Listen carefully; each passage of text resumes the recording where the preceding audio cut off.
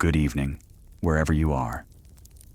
This is Jordan Hale, speaking to you on 99.3 FM, the last frequency. If you're hearing this, you still have power. Or maybe you've got a hand crank radio or a battery pack you've been saving for something that mattered. I want you to know, this does matter. Your breath still matters. And if you're listening, you're not alone. It's day 6. The numbers are still falling, but we've stopped pretending they mean much anymore. Stock markets haven't opened in over 72 hours. Not here, not in Tokyo, not in Frankfurt. The numbers they used to throw at us, those red arrows and flickering dashboards, they can't tell us what's happening now. The dollar collapse wasn't just a slow-motion car crash. It was a loaded train running off a cliff, with everyone still in their seats, thinking the tracks kept going. They didn't. Reports coming in this morning from what's left of the financial district in Chicago say some of the local branches are just empty. Not closed. Empty. Desks overturned. Screens shattered. Vaults looted or welded shut from the inside. Nobody's in charge anymore. You can feel it, can't you? I spoke to a guy last night, former junior analyst from one of the hedge firms that used to lease the upper floors in Manhattan. Said he hadn't seen his boss since Tuesday. The man left the office after an emergency meeting and never came back. Just walked out. Left everything running. The monitors, the trades, the lights. That was the moment he knew something had snapped. Let me walk you through what we do know, piece by piece. Asia opened the day in a panic. Nikkei fell through the floor, not figuratively, literally. Buildings went dark mid-trade as Tokyo's central energy network was compromised. Some are blaming ransomware. Others say unpaid energy contracts led to automated blackouts. Either way, the screens went black, and they haven't come back on since. Hang Seng dropped 30% in minutes before they pulled the plug. South Korea halted all trading. Government officials held a midnight press conference.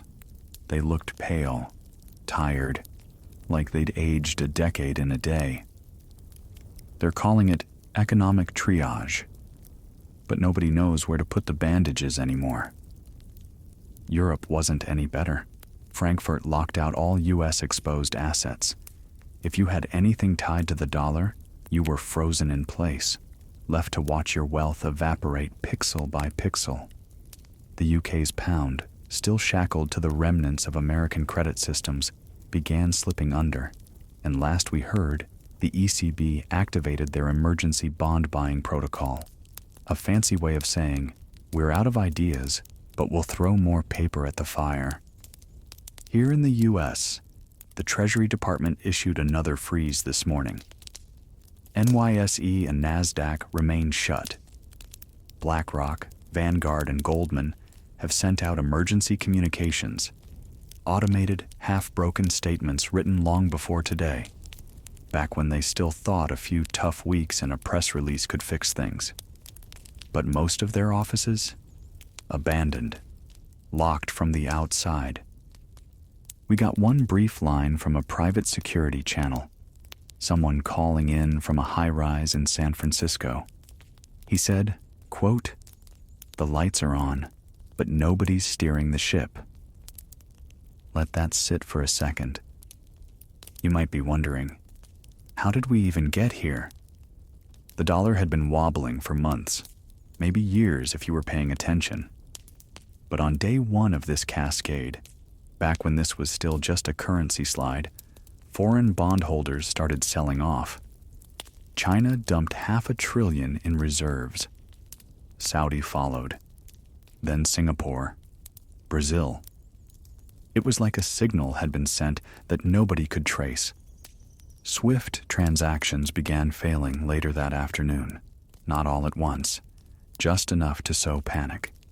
delayed wires, pending clearances, then rejected transfers outright. That night, the Fed jacked interest rates in a panic. Emergency hike didn't help. By day 3, retail banks started rationing cash. Some slashed ATM limits to $20 a day.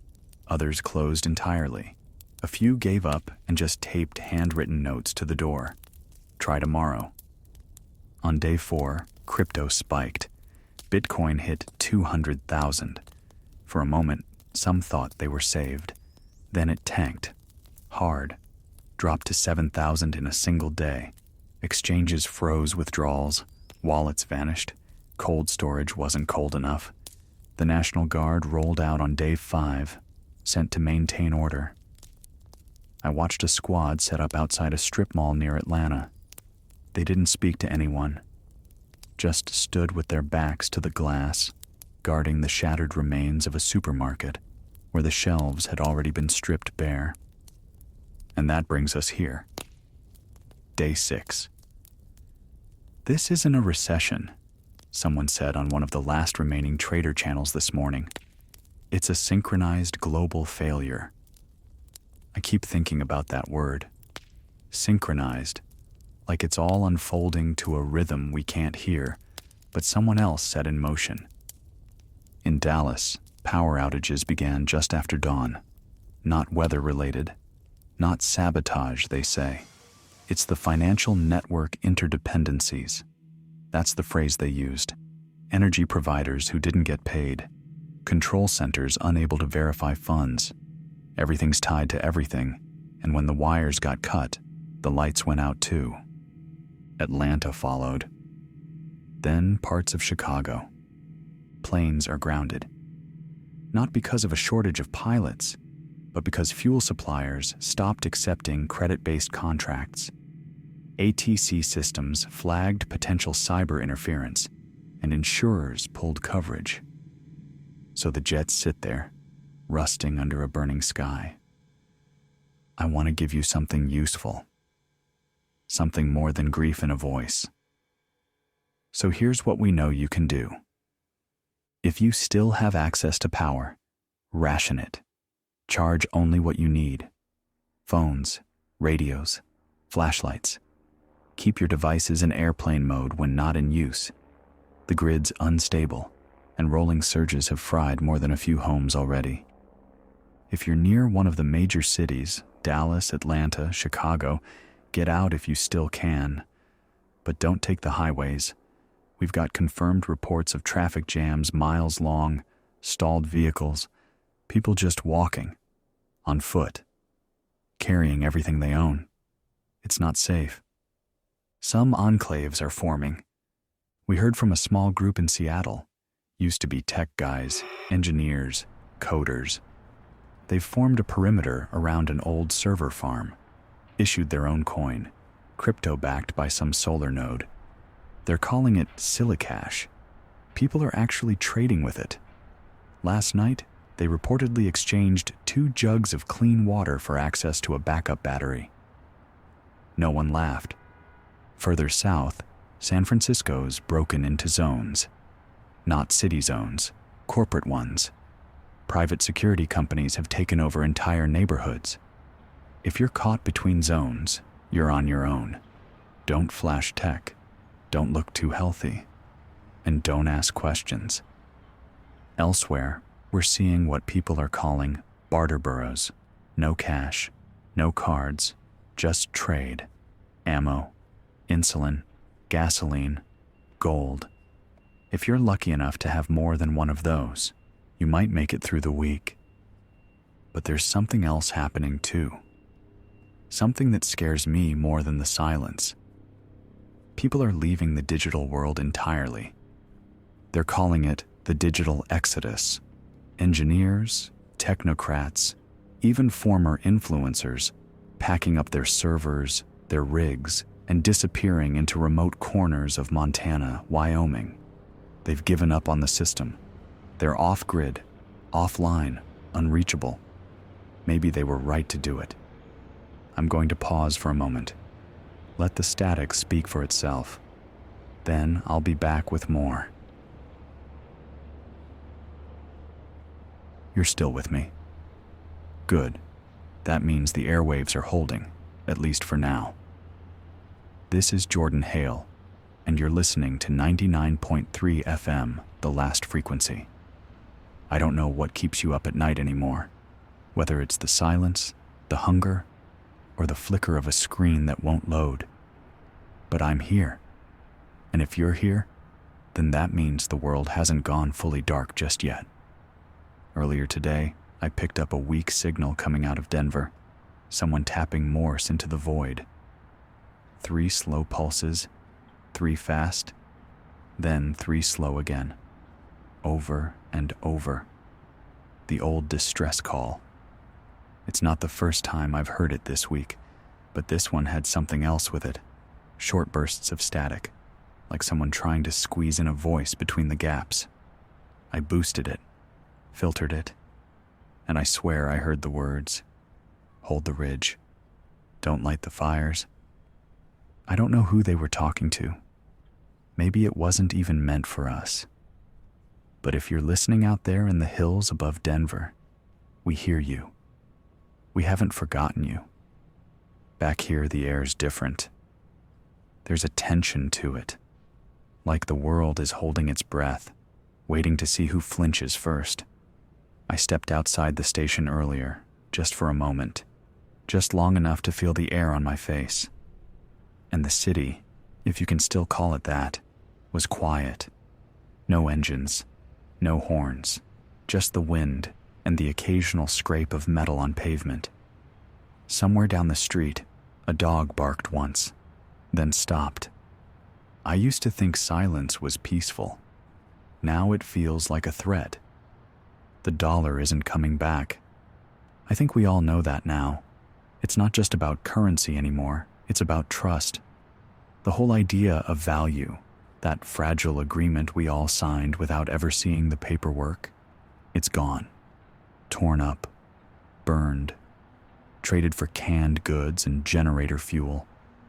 A guy out in New Mexico sent me a message, said he'd been tracking the drop for months, called it a cascading failure of confidence.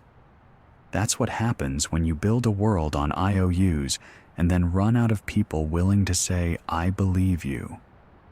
He said something else too. Said, they killed the dollar to save the system, but the system died anyway. You can't eat a system. Let's talk about what's happening on the ground. In Phoenix, there was a riot this afternoon outside a Wells Fargo branch. Witnesses say the doors were locked by noon, and people just snapped. A crowd formed. Then someone threw a rock. Then someone else fired a gun. The National Guard arrived, but they didn't even try to open the doors. They just stood between the people and the building, shields up, guns pointed low. In Philly, it's worse. PNC's central vault was breached. Nobody knows by who. Could have been insiders, could have been desperate neighbors. Doesn't matter now. The money's gone and people have stopped pretending they were ever going to get it back. And then there's Miami. Armored trucks. The kind that used to make runs between the Federal Reserve and major banks. They've been overrun. Not stolen. Not hijacked. Overrun. The drivers abandoned them when the GPS went out. One truck was found flipped over in Little Havana, doors wide open, no cash inside. Just a note scrawled in red ink on the side. "I owe you nothing." Some people are calling this the beginning of the new depression. But this isn't a depression. This is a reset. And not the clean corporate kind. This one's messy. It smells like sweat and rust and burnt plastic. Let me tell you something real. In Tulsa, a man named Ray set up a barter stand on what used to be the median of Interstate 244. It's made of plywood, duct tape, and hope. He doesn't sell anything. He trades. A gallon of water for 4 rounds of ammo. A pair of boots for half a tank of gas. His sign says, "No cash, no crypto, no lies. I talked to Ray on the radio last night. He said he sees about a dozen people a day. Some come with nothing but stories. Some try to scam him with counterfeit rations. But most, he said, are just scared. Scared to die, scared to live, scared to trust. You know what he trades most? Not bullets, not medicine, candles. Ray told me, when the lights go out, people want something they can hold in their hand that keeps the dark from eating them. I think about that a lot. Meanwhile, the federal government, or what's left of it, is tearing itself apart. The president hasn't made a public appearance in 36 hours. Rumors are he's been moved to a secure location, or sedated, or worse. Nobody knows. The vice president and the Speaker of the House both claim they're in charge. We've got 2 different video feeds coming out of DC, both on loop, both claiming legitimacy, and neither one mentions the other. It's like they're pretending the conflict isn't happening, but the people watching can feel it. 2 heads on one dying body. FEMA tried to take control of food distribution yesterday. They rolled into Baton Rouge with trucks full of supplies and left without unloading. The local authorities refused to cooperate, said they didn't want federal strings, said they'd handle things themselves. An hour later, the trucks were gone. Nobody knows where. I've heard rumors they were hijacked. I've also heard FEMA burn the supplies rather than risk a riot. I don't know what to believe anymore. This afternoon, the Treasury Secretary resigned, live on what's left of the National Broadcast Network. Her voice cracked. Her hands shook. She said, "We're out of tools. This is uncharted." And then she walked off camera. No follow-up. No questions. Just static. If that doesn't tell you where we are, I don't know what will. Across the ocean, the world isn't waiting for us to get our act together. BRICS has announced a new trade bloc, gold-backed. Brazil, Russia, India, China, South Africa, all signing an emergency tender to replace the dollar in global trade. Oil contracts are already being priced in yuan. In Europe, pensions are collapsing. People who spent 40 years working are finding out their accounts are worth less than a cup of coffee. Riots in Paris, Frankfurt, Milan.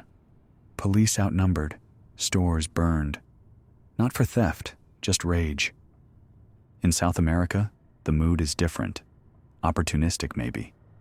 Venezuela's president made a speech this morning, calling for a new multipolar order. Argentina echoed it hours later. The US isn't the axis anymore. Just one more failing orbit in a sky full of falling stars. Back home, something else is happening. AI trading systems, those fast, invisible programs that used to flash buy and sell faster than human eyes could track, they're glitching. Or maybe not. Maybe this is what they were always meant to do when the rules broke. We've had 3 confirmed reports of autonomous bots triggering kill switches. Entire portfolios evaporated in seconds. Some techs think these systems self-upgraded when the human operators lost access. That they're still trading, just not with us. I don't know how to process that. Maybe it's fitting. We made them to outthink us. Now they've left us behind. There are whispers too, quiet ones, about underground networks of economists. Survival economists, they're calling them. Sharing guides through encrypted PDFs. Broadcasting on hidden channels. They're teaching people how to rebuild without trust, without currency, without central control. And maybe that's what it's going to take. Not recovery, reinvention. I'm going to play a short loop now, static and silence, the kind that lets you breathe. Then I'll be back with more. This is Jordan Hale, Still holding the line here at 99.3 FM, the last frequency. If you're just tuning in, the world hasn't ended yet. But the part we used to live in? The version with weekend brunches, balance transfers, air miles, and next-day delivery? That world's been stripped down, bolt by bolt. Now it's just us, the static, and the sound of something old breaking into something new. There's an update coming through now, shortwave chatter out of the Rockies. A low, cracked signal from someone calling themselves the signalman. Sounds theatrical, but these days so does everything. They're broadcasting in bursts, text strings, old economic data, street-level inventories from abandoned logistics warehouses. Not predictions, not theories, just facts. What's left? Where it's moving? Who's got what? They mentioned Denver again, a distribution hub still partially intact. Local farmers working with volunteer techs to build a kind of micro-market. No cash, no ledgers, just a rotating board of known quantities. Grain, salt, tools. It's crude, but it's working. They call it the loop because it repeats and people come back. If you're near Denver and you're hearing this, find the loop. They're not hiding. They want to grow. Meanwhile, the East Coast keeps bleeding. Reports out of Baltimore say the port's gone silent. Not blocked, not sabotaged, just nothing moving. Cranes still, water still, cargo containers just sitting, sealed tight, full of whatever we thought we needed 6 days ago. No fuel left to move them. No bills of lading anyone's willing to accept. And no one wants to be the first to pry one open and find either salvation or rot. Philadelphia's not far behind. I've been getting fragments from people who tried to hold the line there. Former municipal workers, neighborhood coordinators, anyone who thought they could keep order for more than a few hours at a time. It's not working. Nobody trusts the uniform anymore. Not the badge, not the clipboard. If you can't hand someone bread or batteries, you're not the authority anymore. There was a fire last night in South Street. Not clear what caused it. One voice said it was a gas leak. Another said it was torches, thrown on purpose. Maybe both. Maybe we've stopped caring about the difference. Nobody tried to put it out. The wind took care of it eventually, scattered it into ash across blocks already cracked open by days without trash pickup or functioning sewage. From what I can tell, the hospitals are empty. Not cleared, just hollowed out. Medical staff either left, barricaded in, or overwhelmed and gone. There's no more supply chain for medicine. Insulin, gone. Antibiotics? Rare as gold. People are pulling supplies from veterinary offices now. Anything sterile gets used. Anything sharp becomes trade. And every hallway echoes. I want to pause for a moment and talk to the ones who are scared. Really scared. Not of violence, not of hunger. Of the quiet. You wake up and it's too quiet. Not the peaceful kind of quiet. Not the early morning before the kids are up kind. The kind where something's wrong. Where you listen harder, thinking maybe you'll hear what's missing, but all you get is your own pulse and the hum of a dying battery. And you think to yourself, am I the last one here? You're not. You're not alone. That's why I'm still on this mic, even when the power flickers, even when my backup generator chokes for a few seconds and I hear things groaning outside the station. I'm here. And if I'm here, then you're still here too. Let's talk about something that might sound impossible right now. Rebuilding. I got a message this morning, a recorded burst from what used to be somewhere north of Minneapolis. A man's voice, calm, slow. He said, "We don't need to fix the old system. We just need to survive long enough to build something else." Then the transmission cut off. But I can't stop thinking about those words. Not rebuild the economy. Not restore stability. Just build something else. What does that look like? Maybe it's the bartering circles springing up in Des Moines. They've split their community into resource rings. Each ring handles something: food, defense, health, water. Not one person in charge. Decisions by vote. Simple rules. If you take, you give. If you hoard, you're warned. If you keep hoarding, you're exiled. Maybe it's the pirate meshnet hubs popping up across Canada, engineers scavenging old networking gear to keep neighborhoods connected without internet. You can't scroll news feeds anymore, but you can send a text, share a recipe, announce a newborn, or a death, or a warning. Sometimes that's enough. And maybe, just maybe, it's what's happening in the Appalachian corridor. There's a voice I've been picking up lately, stronger each night. A woman's voice. Calls herself Sparrow. Says she's part of a group operating out of a decommissioned rail tunnel somewhere near West Virginia. She's reading from an old ledger, handwritten survival knowledge. How to purify water, how to stitch a wound, how to grow potatoes in trash bags. Real things, tangible. And she ends every broadcast the same way. Live like someone will come after you. That's what we've got now. Not stock prices, not dividends, not quarterly growth charts. Just that. The hope that someone will come after us. That what we do today might give someone else tomorrow. A few of you asked about the West Coast. I'll give you what I know. Seattle has fractured, not politically, not even geographically, socially. The city has divided itself into private networks, tech enclaves, former company towns now fenced off. Some run on leftover cloud credits and solar panels. Others have gone dark entirely. One neighborhood shut off external access and declared itself autonomous. They've got drones overhead and checkpoints at every intersection.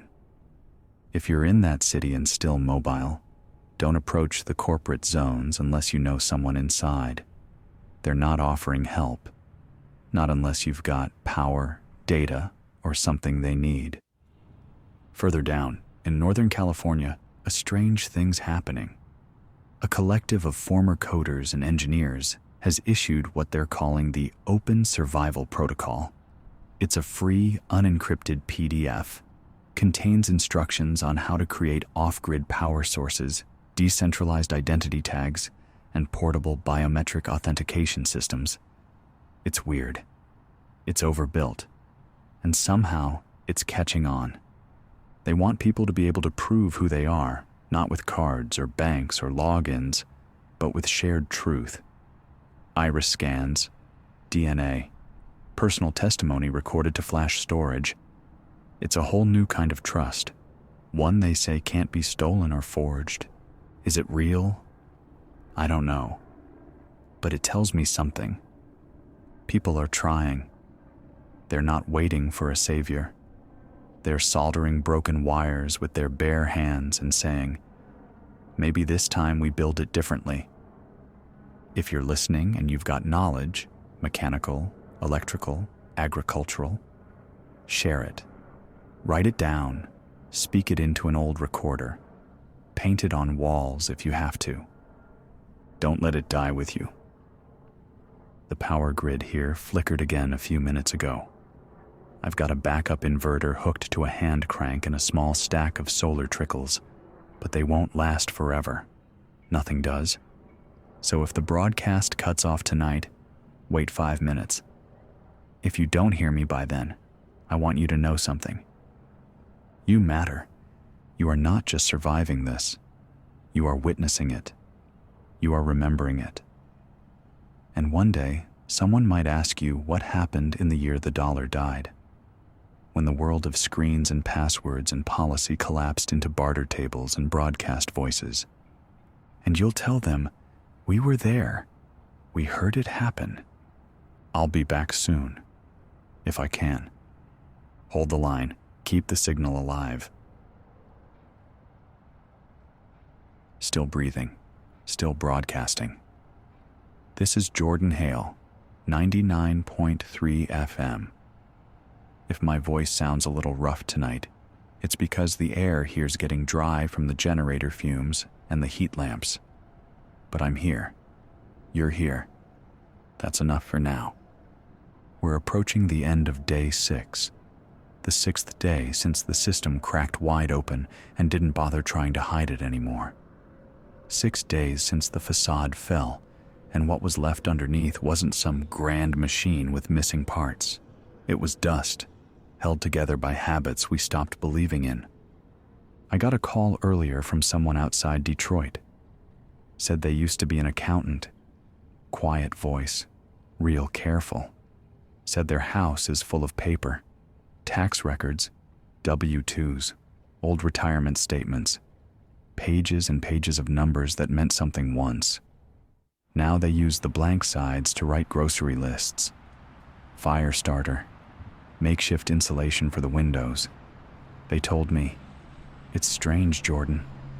All this proof I existed, none of it feeds me. None of it keeps me warm. It stuck with me because we used to think paper meant permanence, that if it was filed and notarized and had an official seal on it, it couldn't be taken. But it was all conditional. Everything was. We're hearing now that sections of the Midwest are going dark. Not from violence, not from sabotage, just from withdrawal. People packing up, walking away from neighborhoods that no longer connect to anything. Grocery stores emptied, banks shuttered, gas pumps locked or drained. It's not even panic anymore. It's resignation. A woman in Indiana sent in a voice memo, taped to an old cassette and dropped off at a local fire station that still has a running scanner. She said she watched her neighbors paint the words, "No credit, no entry," across the front of their cafe. Then the next day, someone crossed out credit and wrote food. The day after that, the place was empty. Doors swinging in the wind. Nobody took the sign down. It just faded in the rain. I want to talk about food for a minute. There's a shift happening.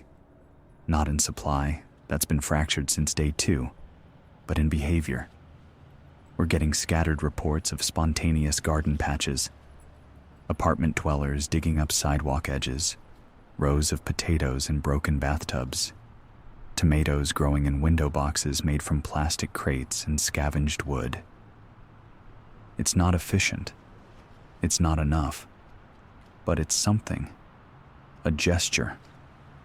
A refusal to starve quietly. Out in Montana, a group of students from a community college took over the grounds of an abandoned golf course.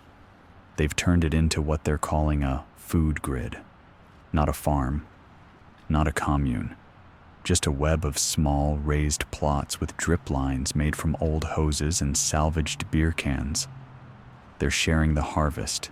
No tokens, no trade, just need. I wonder if it'll hold, if someone will try to take it. But for now, they've got greens growing under tarps and squash under floodlights. For now, it works. You want another strange one? I've picked up on some murmurings from the Gulf Coast, people talking about boats, not big ships. Those are all rusting in dry docks or stranded in port. Small ones, fishing boats, sailboats, dinghies. Some are being used for transport, hopping from one coastal pocket to the next. But others are just drifting. Offshore settlements, raft clusters, families who've decided to ride out the collapse away from the mainland. It's not safe.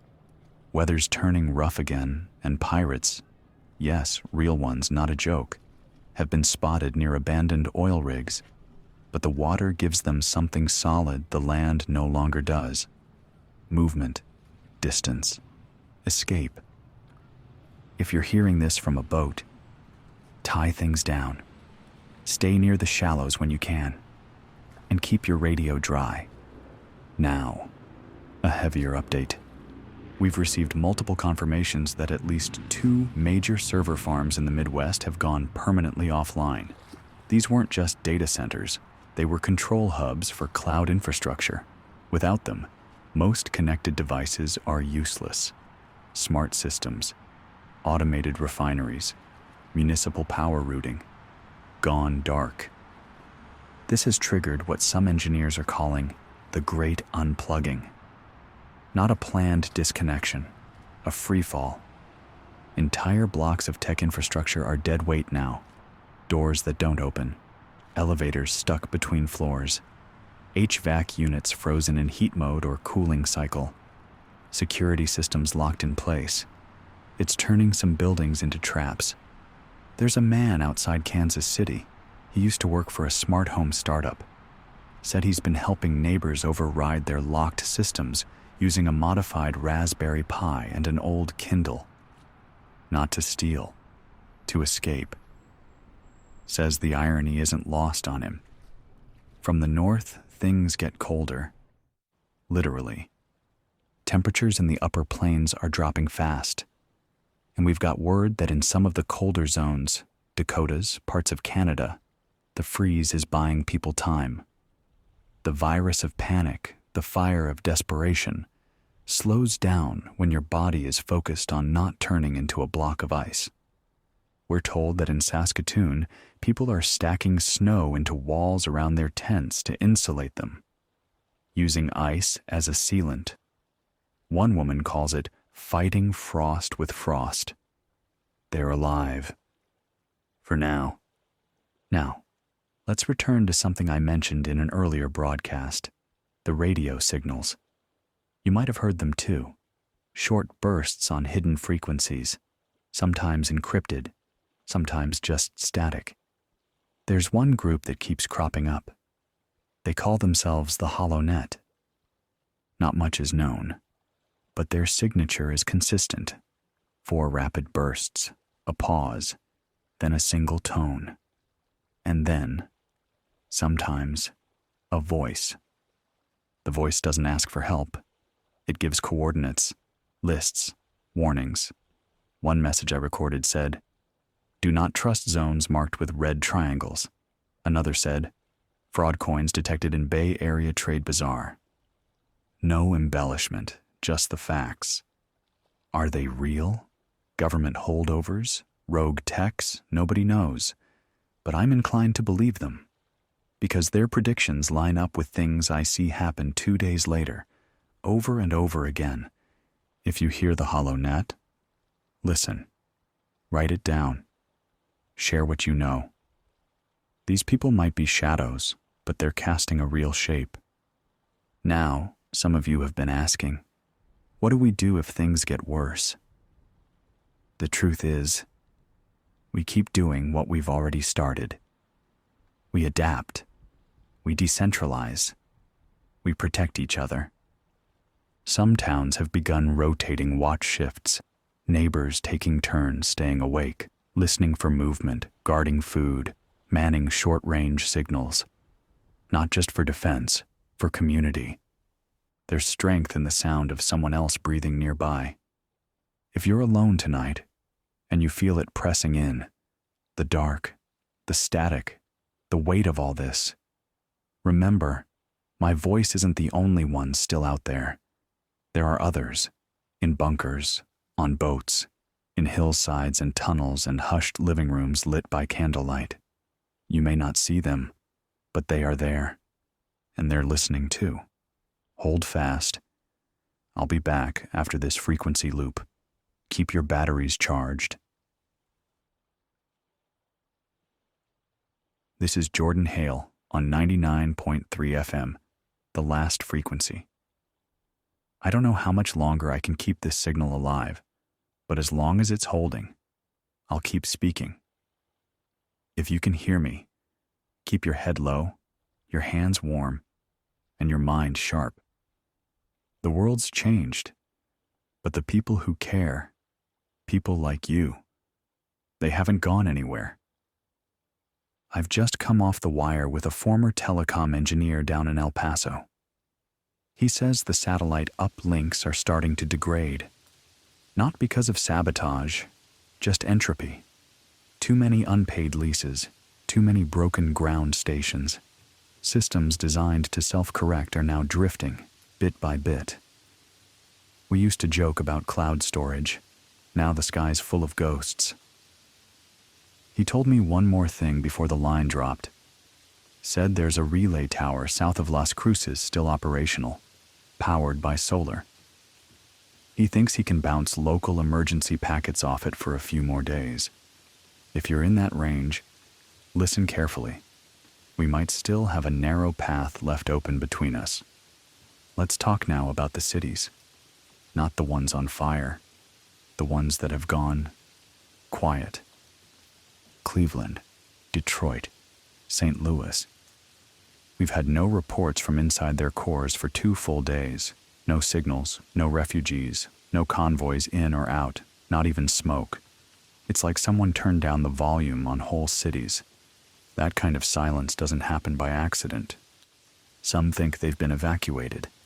Others think they've been sealed. I don't know what to believe. But if you're near those places, approach with caution.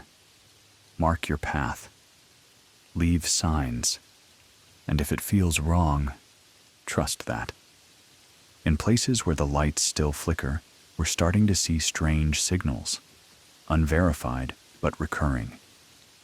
Something called a ghost bid came up on the ham networks last night. A kind of black market stock exchange running on private radio bands and encrypted mesh. But it's not trading money. Not anymore. They're trading goods, real goods, a gallon of diesel, a vial of morphine, a working engine belt, and they're pricing it in weight, in value per calorie, in days of life expectancy. That's where we are now. Time as currency. One trader described it like this: 1 bag of rice equals 6 days of calm. Another said, 10 lithium cells buys a safe exit from a dead zone. No one knows who's running it, but someone's keeping score. Someone's playing a game they think they can win. If you hear about ghost bids in your area, be cautious. The people who run them aren't just desperate, they're organized. And when desperation and structure meet, things get dangerous. Now, I've received an update from the north. A voice out of Alberta. Steady, female, probably late 30s. She didn't give a name. Said only this: the freeze has bought us peace. The power keeps us human. But even ice can't hold forever. They've been using buried lines and wind power to sustain heat in small shelters. 3 families to a structure. No electronic locks, no smart home fail-safes, just hands, knobs, fire. They trade in stories now, literal stories. You want access to the greenhouse? Tell a story. Real or not, doesn't matter. All they ask is that it's full of heart, that it reminds people they're still people. She ended her broadcast with something that hit me hard. She said, "We used to trade stocks. Now we trade memories. And honestly, this feels more like wealth." Let that settle. On the global front, I've got word that G20 leaders have convened in secret. No public feed, no schedule. But multiple tracking sources confirm aircraft movement into southern Europe. Speculation is growing that they're drafting something big. Some say it's a declaration of financial quarantine, that the U.S. might be labeled unstable in international terms, an isolated contagion, not militarily, economically, no trade, no lending, no credit, as if we were a virus. And in a strange way, maybe we are. At least the version of us that sold debt as security, belief as collateral. Maybe the world just wants to cut off the infection before it spreads.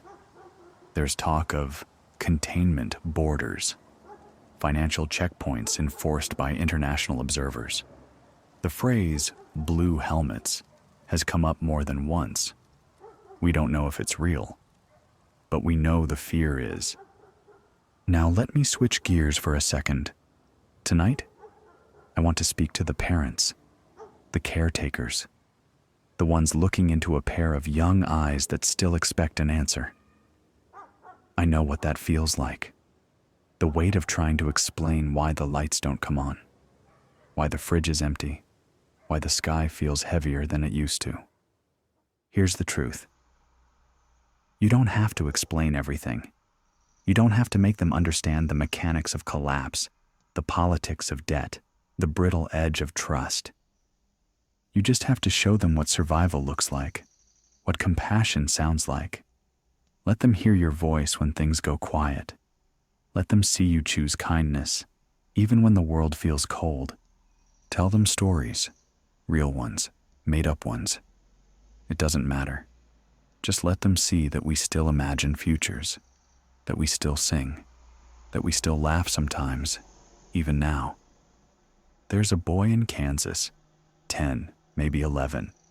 He sent in a letter, handwritten, ink smudged, folded like he'd carried it in his pocket for days. His mom helped him get it to the post office. She said he asked her if the radio man would still be around by the time he grew up. If you're hearing this, kid, I hope I am. And if I'm not, I hope someone else takes the mic. I hope you grow up in a world that's scarred but still breathing. I hope you remember that even when the sky went dark, there was a voice trying to keep the lights on a little longer. And to the rest of you, I know you're tired. I am too. This isn't what any of us signed up for. But here we are, waking up anyway, moving forward anyway. I'll pause now. I've got to switch the backup array to manual. Stay tuned. Keep listening. Keep breathing. I'll be back shortly. Here is part 6 of the 60,000-word radio script for North America, the dollar's fall triggers global market crash, day 6. Voice, Jordan Hale, 99.3 FM, the last frequency. Part 6 begins below. Word count, approximately 3,000. You're still out there. I can feel it. This is Jordan Hale, live on 99.3 FM, the last frequency. The generator's holding. The signal's holding. And even if the tower goes tomorrow, I'll still be here, speaking into the static like someone's listening, because someone always is. The sky outside has that strange, washed-out glow tonight. Not stars, not clouds, just the haze of a world that's burning the leftovers of its old self. I stepped outside the station earlier to fix the relay. Heard something strange. Not danger, not wind. Laughter. A group of kids, maybe 3 or 4 of them, riding bikes down the empty road, calling to each other like it was just summer break. One had streamers on the handlebars. Another had a stuffed animal tied to his front basket with string. No phones, no backpacks, just wheels and legs and lungs. They didn't see me. I didn't say anything, just watched. It made me wonder if maybe, somewhere buried deep under all this mess, life finds a way to shrug and keep going. But we're not through it yet, not even close. I've just received confirmation that the blackout zones are spreading west from Chicago. Not electrical, informational. Communications are failing in entire quadrants. Shortwave signals that used to bounce off relay towers are now disappearing into nothing. We believe the collapse of financial infrastructure has triggered cascading failures across what used to be secure data centers. And when those fall, it's not just websites that vanish, it's identity records, medical histories, legal archives, land ownership. Imagine waking up tomorrow and realizing you can't prove who you are, not because of some conspiracy, just silence, a blank file where your name used to be. Some are calling it the vanishing. It's not sudden, it's slow, one file at a time, one login failure at a time. First, it's your email, then your health records, then your citizenship. And when someone finally asks, "Who are you?" all you can say is your name and hope that's still enough. People have started printing things again: birth certificates, family trees, instructions for purifying water, local maps. Everything that used to live in the cloud is now being carved back into paper, reclaimed from memory. I've got an old dot matrix printer running in the back room here. Makes a hell of a noise, but it works. Right now, it's spitting out shortwave emergency frequencies and Morse signal cheat sheets. If I ever have to run, really run, I'm taking that stack with me. And speaking of running, there's growing talk of refugee corridors opening near the northern border. Canada hasn't made any official announcements, but field reports from Manitoba and British Columbia confirm they're quietly accepting migrants, provided they're healthy, unarmed, and willing to contribute to local defense or food production. No visas, no papers, just a handshake and a roll. It's not sanctuary, it's survival, but it's more than most have. And if you're listening from the border towns, keep your channels open. Don't let fear close the door on people who might become your lifeline. We also have word from a new collective forming near Lake Tahoe. They call themselves the Signal Fire. Small group, mostly former teachers, medical volunteers, and a few off-grid survivalists who came out of the woods when things started falling apart. They've set up a low-range FM loop broadcasting around the lake with survival updates, local barter requests, and rotating messages for lost loved ones. This morning, they aired a message from a woman in Carson City looking for her sister, only had her first name, Mia, and a description of the coat she wore the last time they were together. Red canvas, missing a button on the collar. 10 minutes later, a man on the southern end of the lake responded. Said he saw someone matching that description near an old ranger station 2 days ago. Just like that, a thread reconnected. That's what matters now. Threads. Every signal is a thread, every voice a stitch holding this broken fabric together. You've heard me say this before, but I'll say it again. The stories we tell right now will become the new history, not the official kind, written in halls of power that don't exist anymore, the kind passed from mouth to mouth, from survivor to survivor. So I want to tell you one now.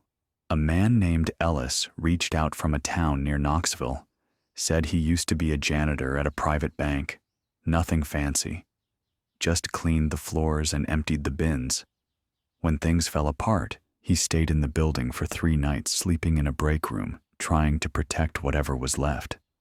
Not the money. That was gone. The files, client records, mortgage agreements, debt contracts. He didn't understand all of it, but he knew it mattered. On the 4th day, he lit it all on fire. Said he didn't want that weight to follow people into whatever comes next. I asked him if he regretted it. He said no. The people who built the old world already left it behind. I figured we didn't need to carry their shadows. There's power in that. Let me give you something practical before I lose light. If you're running low on clean water, find rain gutters. Strip them down and angle them into containers. Boil what you collect if you can. Let it settle for 24 hours if you can't. If you have bleach, 8 drops per gallon. No more. Stir. Wait half an hour. It's not perfect, but it's better than nothing. Don't drink from lakes unless you're desperate. And if you are, stick to moving water. Always moving. If you're in a cold climate, keep your electronics inside your clothes, not your bag. Body heat can keep lithium from freezing. And if you only have one light source left, don't use it all night. Flick it on once an hour, just long enough to check your space. Then kill it. Let the dark do the rest. And finally, trust your gut. If a place feels wrong, it probably is. If a trade seems too easy, it probably costs too much. There's no algorithm coming to save you. Only your eyes, your ears, and the stories you carry. It's late now. The station's humming softer. I can feel it slowing down. Might be time to switch to solar backup. Might be time to rest. But before I go, if you're still awake, still listening, I want you to do something for me. Say your name out loud. Right now, say it.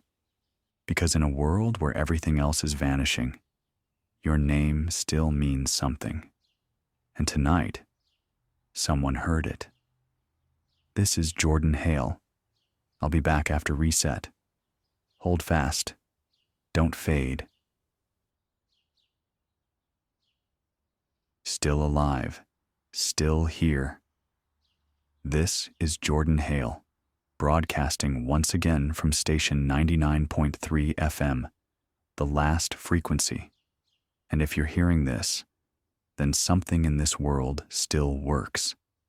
The wind's picked up outside, real dry, the kind that cuts down through your skin and reminds you how fragile everything is.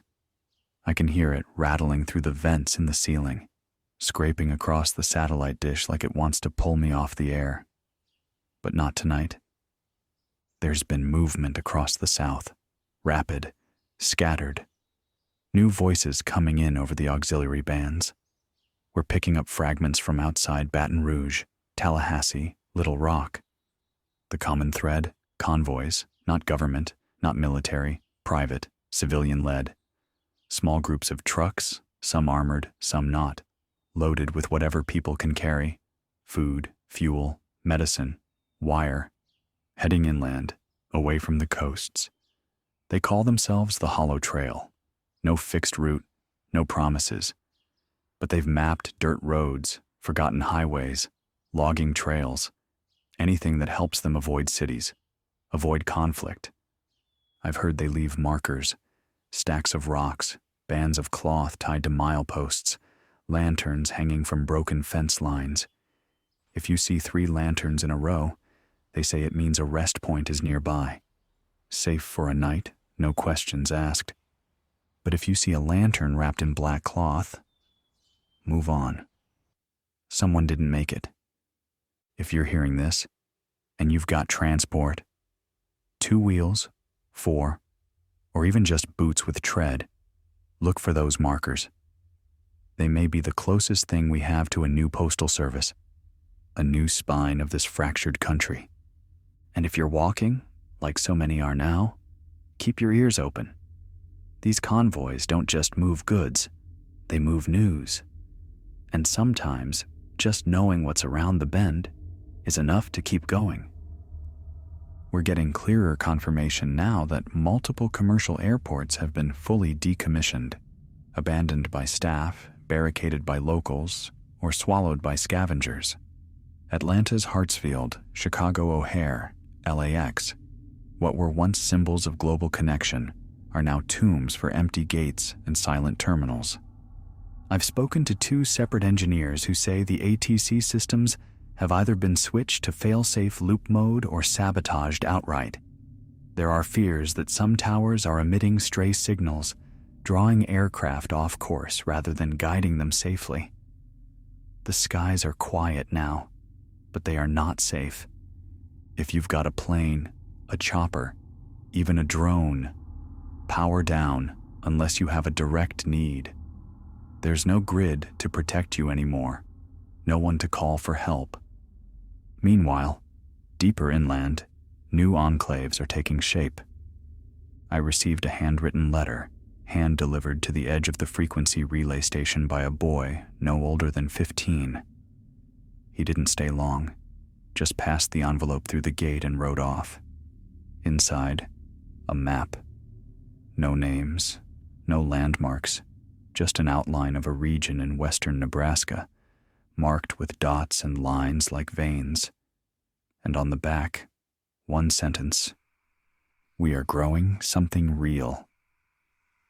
I don't know who they are, but I'll tell you what I see. Someone out there is laying down roots, not just figuratively. I'm talking about wells dug by hand, wells tested with bleach and trust, fields turned without machines, irrigation laid with rusted pipes and elbow grease. The old system ran on efficiency. This one's being built on stubbornness and skin. If you're hearing this, and you've got the skills, if you know how to wire a generator, sharpen a blade, fix a leak, preserve a harvest, your hands are worth more than any ounce of gold. People are bartering for muscle memory now, for time-tested things. You may think you've been replaced. That automation pushed you out. That apps and AI made you obsolete. But guess what? The server farms are silent now, and the hands that remember how to mend, build, and grow, they're rising again. There's something else I've been hearing. Low, repetitive, almost ritualistic. Across the AM band, in narrow intervals, between bursts of static, a single phrase: "They are not coming back." No context, no explanation, just the words. Some think it's despair, others think it's a signal, an acknowledgement that what we had isn't paused. It's over. And that's hard to hear, harder to accept. But maybe, just maybe, it's also a kind of freedom. Because if they're not coming back, then it's on us now, not just to survive, but to decide what comes next. No more waiting. No more watching screens for leadership that won't arrive. No more scanning inboxes for stimulus payments that'll never hit. Just choices. Made at ground level. Made in dirt and blood and sweat and wind. Now a quick survival advisory. If you are near an urban center and the water pressure has dropped below normal, don't assume it's a plumbing issue. In many cities, pumping stations are failing due to lack of automated oversight. When water stops flowing, air gets into the pipes. That air breeds contamination, biofilms, pressure reversals. Boil everything, even if it looks clean. If you're using rainwater, filter it twice, then boil, then wait. Don't skip steps. The virus isn't the only thing that'll kill you now. And if you're setting up camp, don't stay in the same place for more than 3 nights unless you've fortified your surroundings and confirmed a reliable food and waste system. People get comfortable. That's when the trouble starts. Before I sign off this block, I want to read something sent to me over shortwave from a girl near the Appalachian border. She didn't give her name, just called herself Little Lantern. She wrote, "We don't cry when we lose something anymore. We just find something else to hold. A stone, a spoon, a picture, anything solid. Because the world is soft now, and we have to be our own edges." She's right. In the old world, everything was designed to keep us comfortable. But comfort made us forget how to hold each other up when the cushions were gone. Now the edges matter, the grit, the voices that don't stop, even when the batteries run out. I'll be back on the hour, barring interruption.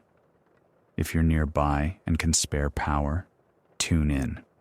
If not, find someone who can write it down and carry it forward. This is Jordan Hale, still here, still human, You're not alone. Not tonight. You're listening to 99.3 FM, the last frequency. This is Jordan Hale. If you can still hear my voice, then there's still something left to fight for. The hours crept past midnight.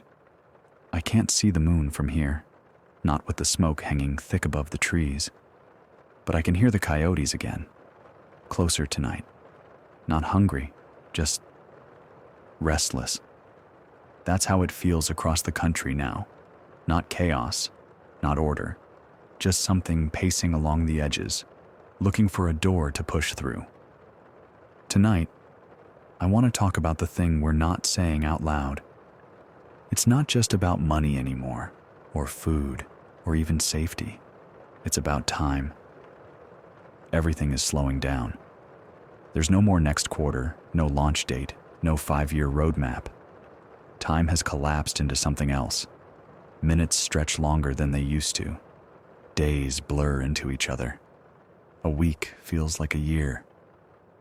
We're all moving slower, not because we want to, but because we have to. When there's no calendar to chase, you start listening to the wind again, to the creak of your floorboards, to the ache in your knees. You watch how the shadows move across the walls, and suddenly, those shadows mean something. That's the new clock. That's how you know what time it is now, by how it feels. A woman in northern Utah told me she stopped wearing her watch last week. The battery was still fine, but it kept reminding her of things she no longer needed to do. Meetings, bills, school drop-offs. So she left it by the sink and started tracking her days by when the sun hit the shed out back. She calls it solar noon. Says she gets more done now than she ever did before. Maybe we all need a little more solar noon. Now, I've got a report from the eastern ridge of the Rockies, what used to be part of the Denver Tech Corridor. A small group of former logistics workers have set up a low-signal emergency grid using repurposed truck fleet transponders. They've created a rotating signal pattern that pings every 6 hours, each time with a new encrypted location marker. If you hear 3 rising tones followed by a pause and a single flat tone, it means you're in range of the loop. Follow it. They've been helping small families connect with each other. Not shelter, not food, just directions. And sometimes that's more valuable than anything else. We also have something unusual to report. Shortwave intercepts are picking up references to a place called Echo Point. Nobody's sure where it is yet. Maybe Southern Oregon, maybe the Dakota Plains. But the name keeps coming up in encrypted messages. The phrases change, but the closing line is always the same. Echo Point holds. It might be code, it might be real, but the repetition means someone wants us to pay attention. So we will. If you've heard anything about Echo Point, coordinates, landmarks, even rumors, send it in. Encrypt if you have to. Whisper if you must. We're listening. Now, a small word about memory. Someone once told me that when people go through trauma, they forget how to talk about it. Not because they're ashamed, but because language wasn't built for this. What do you say when the grocery store you passed every morning is just ash and glass? What words do you use to describe the feeling of holding your breath every time the lights flicker? There's a kind of silence we fall into. A hush. Not fear, not shock, just absence. And inside that silence is where the stories should go.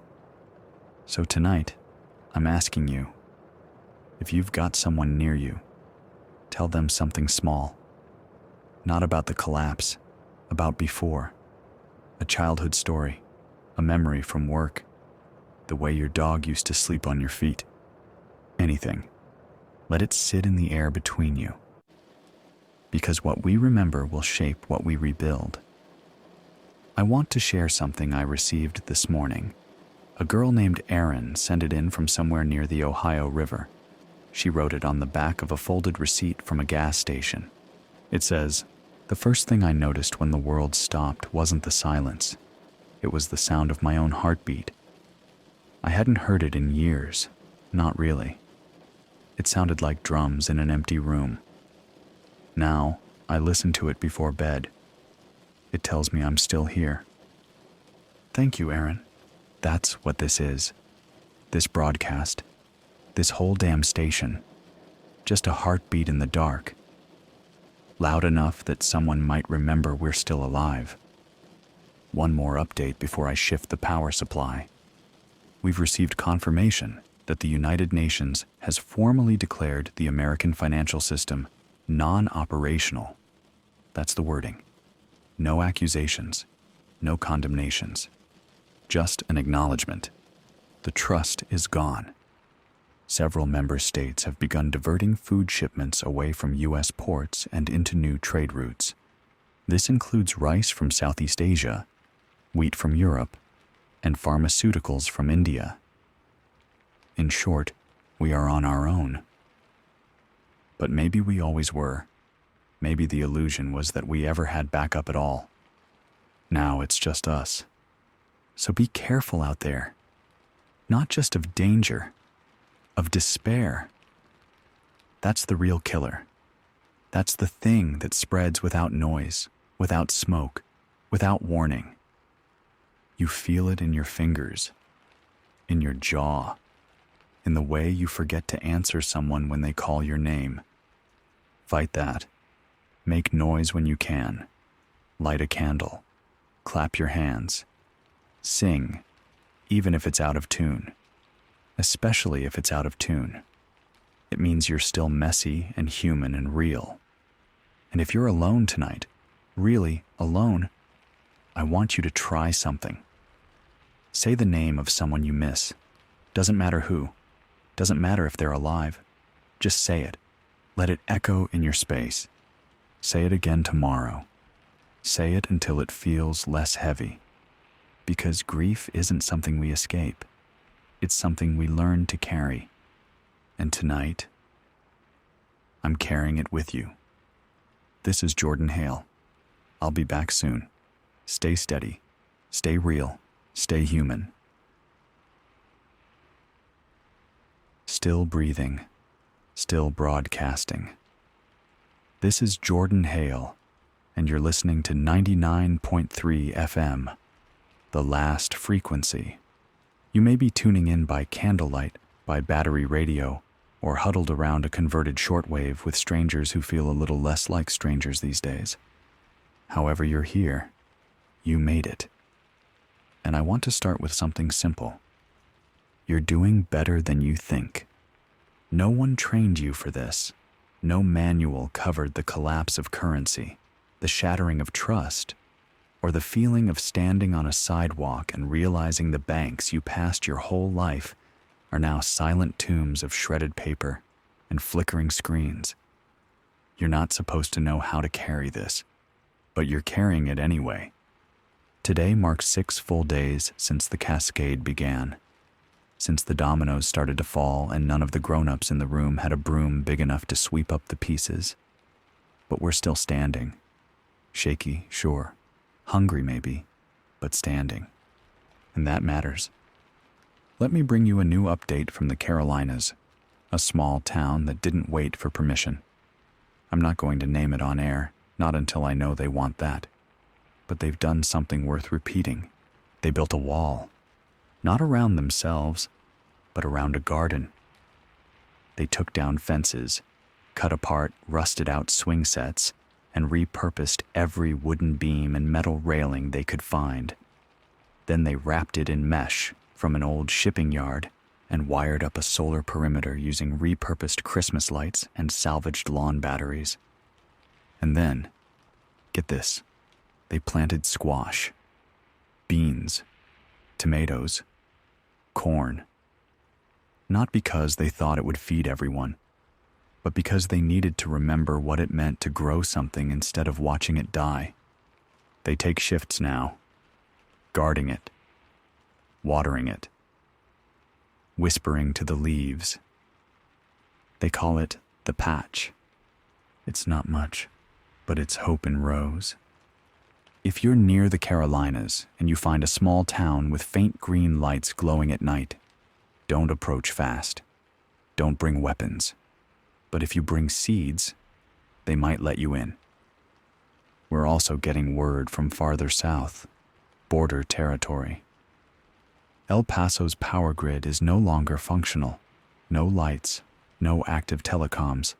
But there's sound. Civilians are reporting a recurring low-frequency hum coming from a cluster of abandoned shipping depots along the outskirts. No one knows what's powering it, but it pulses like a heartbeat, steady every 7 seconds. Some think it's a distress beacon. Others think it's just a feedback loop from broken machinery. But last night, someone reported hearing Morse code layered faintly beneath it. Only one word repeated: north. We don't know what it means, but if you're near that area and equipped to decode shortwave, check for buried signals under 9.550 megahertz. Something's coming through. Maybe someone's trying to tell us there's still a way out. Speaking of out, I need to tell you something difficult. We've received multiple signals, unconfirmed but consistent, that the Federal Reserve's final server cluster has been taken offline. That's not just a system crash. That's not a maintenance issue. That's extinction. The dollar's not just dead. Its skeleton's been taken off life support, and with it, the last connective tissue between old debts and new consequences. That might sound freeing to some, but for those still clinging to paper notes, to promised wires, to stored values tied to digits that no longer blink, I need you to hear this. You're not getting it back. Whatever was owed to you by the old world, it's not coming. And I'm sorry, you deserved better. But don't let that grief weigh more than your next step forward. In a way, this blank slate gives us something terrifying, but real. We get to choose now. We don't have to rebuild what was. We can build what's needed. Fairer, slower, kinder, maybe even smaller. Because the bigger it got, the easier it was to collapse.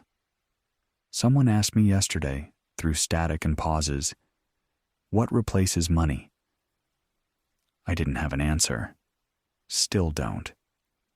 But maybe that's the wrong question. Maybe the real one is, what do we value now? And I'll tell you what I've seen these last 6 days. A woman in Wyoming trading handmade blankets for firewood. A teenager fixing a neighbor's solar panel in exchange for canned peaches. A man offering his well to anyone who brings an empty jug and good manners. Value looks like that. Maybe it always did. Now, before I switch frequencies, I want to share something sent to me by a voice calling herself Hawk out of northern Arizona. Her signal was faint, but her words were clear. I don't want to go back, not to a world that priced people like products. I want something messier, slower, something where the sky matters again. If that world's possible, I'll walk there barefoot. Hawk, if you're listening, you're not the only one. The world is still dangerous, still cruel. There's theft.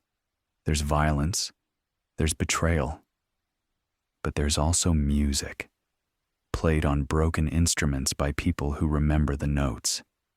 There are children still learning to read from scavenged books.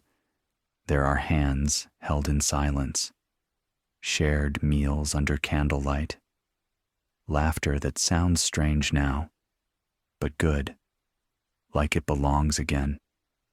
And if that's what's left, if that's the seed, we water it. We protect it. We rebuild around it. That's how we push back. Not with slogans, with each other. I'll return shortly with another update from the Northern Territories. Until then, if you're awake, tell someone you're glad they're alive. If there's no one to tell, write it down. Say it anyway. This is Jordan Hale. You're not alone. This is Jordan Hale, and you're still locked into 99.3 FM, the last frequency, broadcasting not for profit, not for ratings, but for each other. I don't have sponsors. I don't have producers. I've got a transmitter I fixed with a car battery and 2 cans of condensed milk keeping the preamp from overheating. And it's working. For now. That's enough. Earlier this evening, I spoke with a woman up in Minnesota, former postal route driver turned messenger for what she calls the Northern Weave. It's not an organization, exactly, not a government offshoot, just a thread, her word, not mine, of people willing to walk. She says they carry more than messages. They carry memory. She writes the names of people she meets in a small notebook. Towns, nicknames, things people built. She doesn't know what it's for. Maybe nothing. Maybe something someone will read long after we're all gone. But I think there's power in it. We lost our ledgers when the banks fell, lost our servers when the cloud burned, lost our laws when the screen stopped showing the faces we voted for. What's left? Ink, paper, voice. That's all we have now. That and the will to remember each other. So if you're listening and you've got an extra notebook or even a roll of receipt tape, start writing. Not everything. Just the parts that feel real. The face of a stranger who gave you food. The smell of a dry riverbed. The moment you felt safe, even if it only lasted a second. One day someone might read it, might build something from it. We also have a developing situation in the Midwest. Kansas City has gone dark. This isn't the usual blackout. This isn't a power substation failure or copper wire theft. This is coordinated, intentional. Multiple independent reports confirm that transmission towers were taken offline in sequence, surgically. Street-level grid switches were found fused shut with chemical epoxy. Local radio towers cut, not from rust or weather, but from steel snips. Whoever did this didn't want the city to go dark by accident. They wanted silence. No one's claiming it. No flags, no graffiti. No ideology posted on crumbling overpasses. But here's the part that scares me. The water is still running, clean, filtered, on schedule. That means someone's still in control, but they don't want to be seen. If you're near the Kansas City area, move with caution. There's order there, but it may not be the kind you want to be part of. People are calling it the quiet zone. We don't know if it's a cult, a militia, a think tank gone rogue, but it's organized, and it's watching. Now shifting focus back to the Northeast. Boston has issued an informal currency quarantine, meaning any paper bills are to be considered hazardous, not because of contagion, but because they're now bait. Groups are ambushing travelers with fake supply depots, offering water, propane, insulin, all priced in absurd figures. When someone pulls out cash, they're marked, followed, robbed, sometimes worse. The city's trying to push a barter-only system. Nothing electronic, nothing traceable. One man I spoke to offered a day's labor for a bag of lentils. He left with the bag and a black eye. Turns out someone else had already claimed the same exchange. And now barter has a waiting list. That's where we are. Even generosity comes with a line. If you're trading, make eye contact, confirm terms out loud.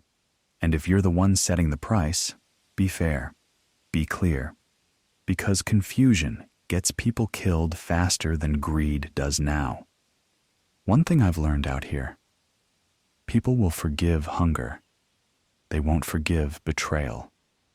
Now, I want to read a transmission I received from a converted church shelter outside Albuquerque. The voice was hoarse, almost gone, like they'd been talking all day before the mic even turned on. They said, "We use the pews as beds now, the pulpits where we keep the water jugs.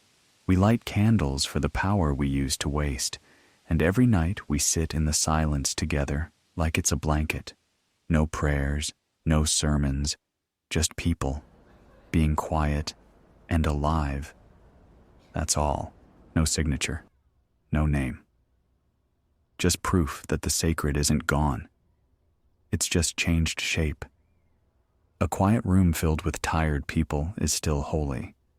Before I switch over, I want to touch on something raw. There's a kind of loneliness that comes with knowing too much, with watching the systems collapse while the people around you are still hoping for a reset button. They say, maybe it'll come back. They say, there's a plan, right? They say, they wouldn't let it all just fall apart. And you're the one who knows, yeah, they would. They already did. So you sit with that weight, that awful, heavy knowing, and it makes you quiet, makes you hesitate to speak. You don't want to kill their hope, but you don't want to lie either. If that's you, if you're the one in the group who sees the cracks deeper than anyone else, I want you to hear this. You're not broken. You're not cold. You're awake. And we need you, even if they don't understand yet. Keep watch. Keep steady. Keep honest. Even if it makes you lonely. Especially then. This is Jordan Hale, and I'll be back on the hour. You're listening to The Last Frequency. We speak because someone has to. And you're still here. That's enough for tonight. The sky's gone quiet over the ridge tonight. No birds, no planes. Just the crackle of frost on the roof and the slow heartbeat of this machine humming beside me. You're still tuned to 99.3 FM. I'm Jordan Hale, and this is The Last Frequency. And if this is all we've got left, then we keep going. We keep telling the truth, even when it burns. We've been getting scattered signals from the Southern Corridor, New Orleans, Mobile, Tallahassee. The usual: power out, fuel gone, cell towers stripped for copper. But tonight, something new. From a voice calling himself Lynx, broadcasting through a torn-apart university radio shack down near Pensacola. He says the Gulf ports are silent, but not abandoned. Cranes stand still. Shipping containers stacked 5, 10 high. And men in unmarked coveralls patrol the perimeter with no flags, no insignia, and no words. He watched them for 6 hours. No breaks, no chatter, just slow circles and high-beam flashlights sweeping over the sea like they were waiting for something. Then, at 2:17 a.m., a black barge docked with no lights, no horn, just drifted in like a ghost, tethered itself, and let off 5 figures in full-face respirators. No luggage, no guards, no ceremony. And the container they opened had no markings, just a single word spray-painted in red. Vulture. We don't know what it means. But Lynx said one of the men dropped a plastic tag before disappearing into the dockyard. The tag had a serial number. Government issue. Military logistics. Cold War era. And beneath it, handwritten in ink. Not for domestic use. I'll let that hang there. Now back inland, out west, near Flagstaff. Something strange is happening along the old train routes. Empty rail cars have started showing up again. Not moving, not coupled, just appearing. No tracks, no engine sounds, no warnings. 3 confirmed sightings, one on the edge of a collapsed trestle, another sitting in a harvested wheat field. The last, half buried in dust near a gas station that burned in week 2 of the Cascade. Each one painted the same matte gray. Each one sealed. No doors, no ladders, no numbers. But if you stand close, you can hear a low mechanical whine, like a motor trying to breathe through a straw. People have started calling them the quiet cars. No one's opened one, no one's dared. But 2 families who camped near them, gone by morning, not a trace.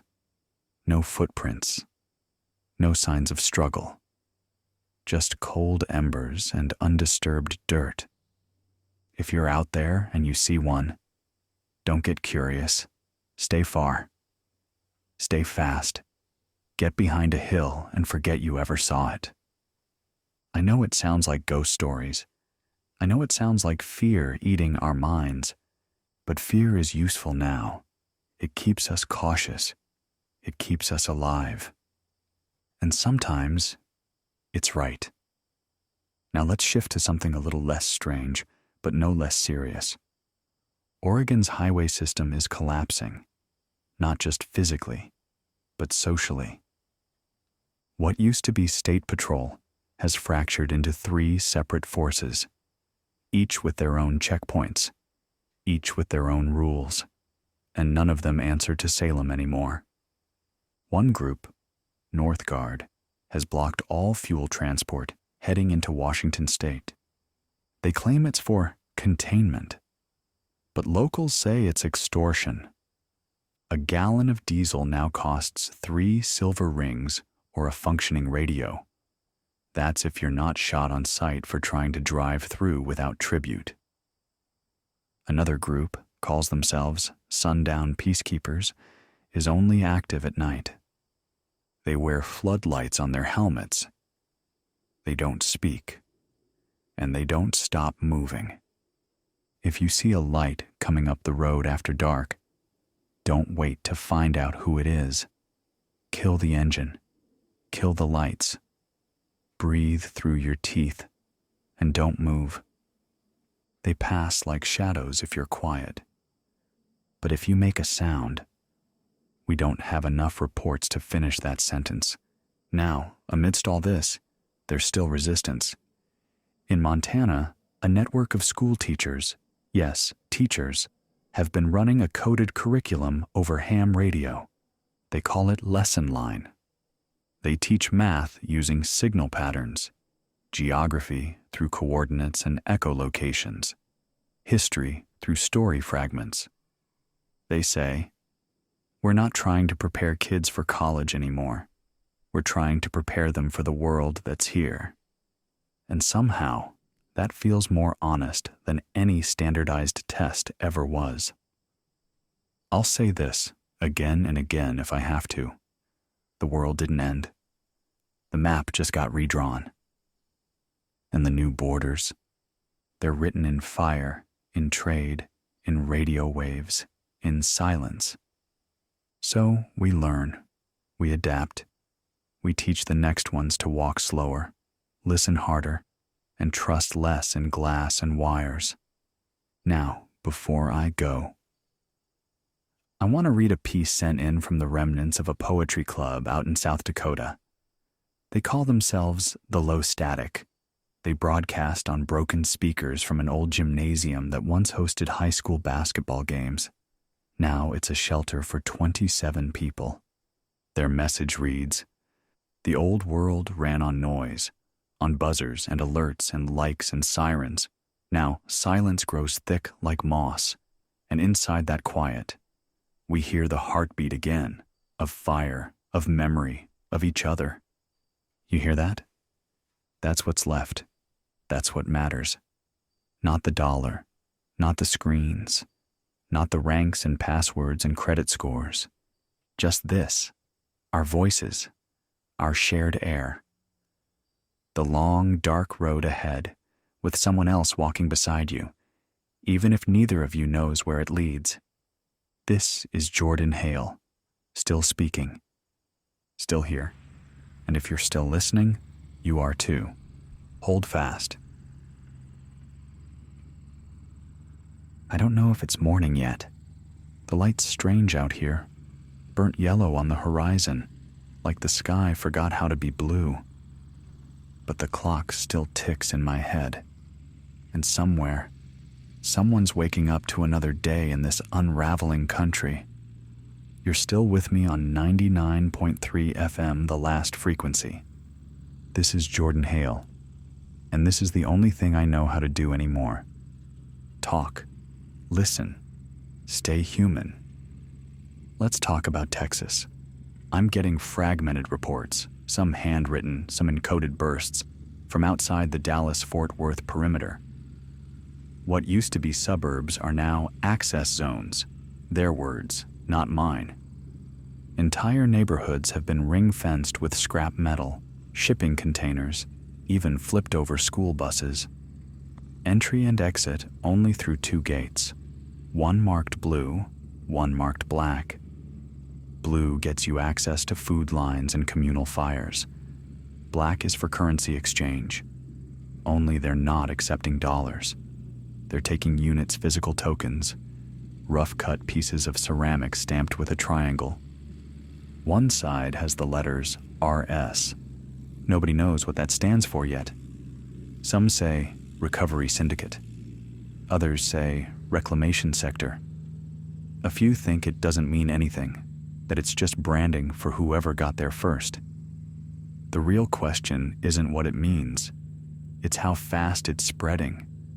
Because now those same tokens are showing up in northern Louisiana, parts of Mississippi, and even western Arkansas. We may be watching the birth of a new currency, not by vote, not by policy, but by force. And that's how it starts. Not with a bank, not with a flag, with fear. With someone holding the last bottle of antibiotics and saying, "I'll give it to you, but only if you pay and what I say matters now." And when you're desperate, you agree. Not because you trust them, but because your kid's fever won't wait for your principles to catch up.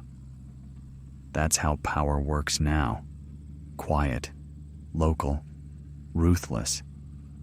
So if you're traveling through that corridor, don't flash old cash, don't offer crypto, and above all, don't ask who's in charge.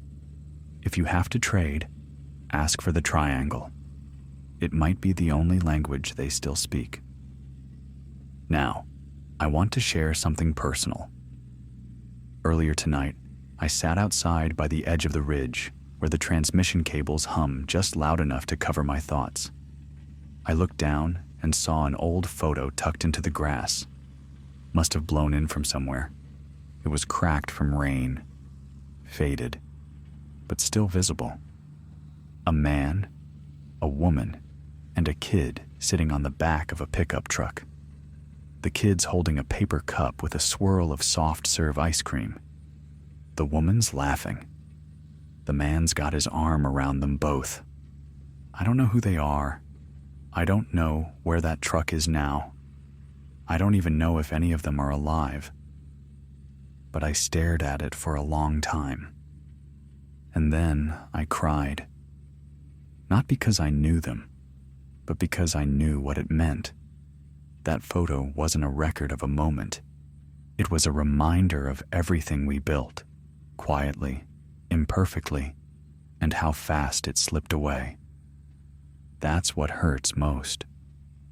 Not the hunger, not the fear, but the sudden absence of the ordinary. When did you last see a porch light left on just to let someone know they were expected? When did you last hear a microwave beep? When did you last sit in traffic, swearing at a red light, never knowing you'd miss it? Those were the pieces that stitched our days together. Gone now. replaced by shadows and second guesses and maps drawn in pencil. But if we remember them, if we name them out loud, they don't vanish completely.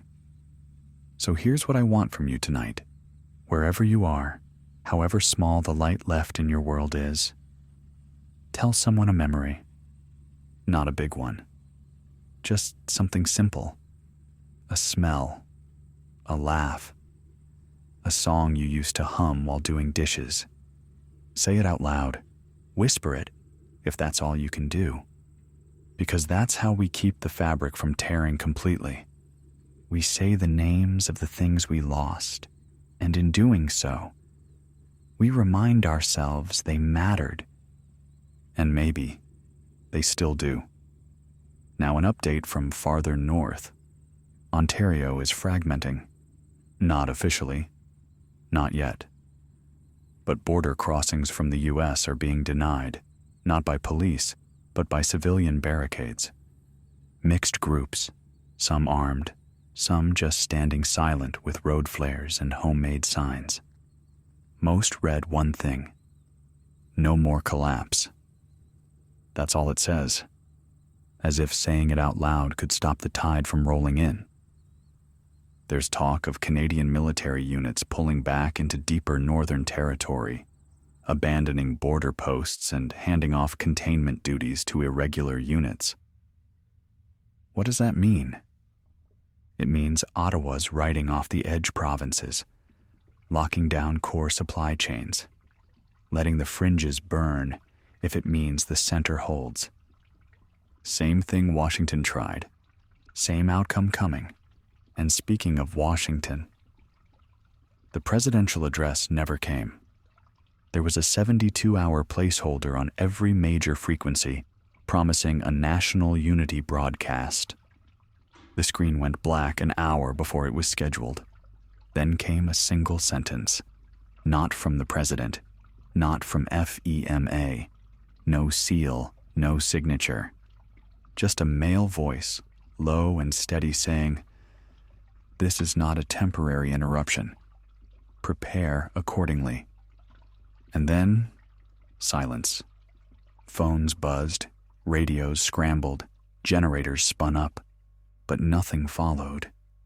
Just those words. Looping. People are calling it the last statement.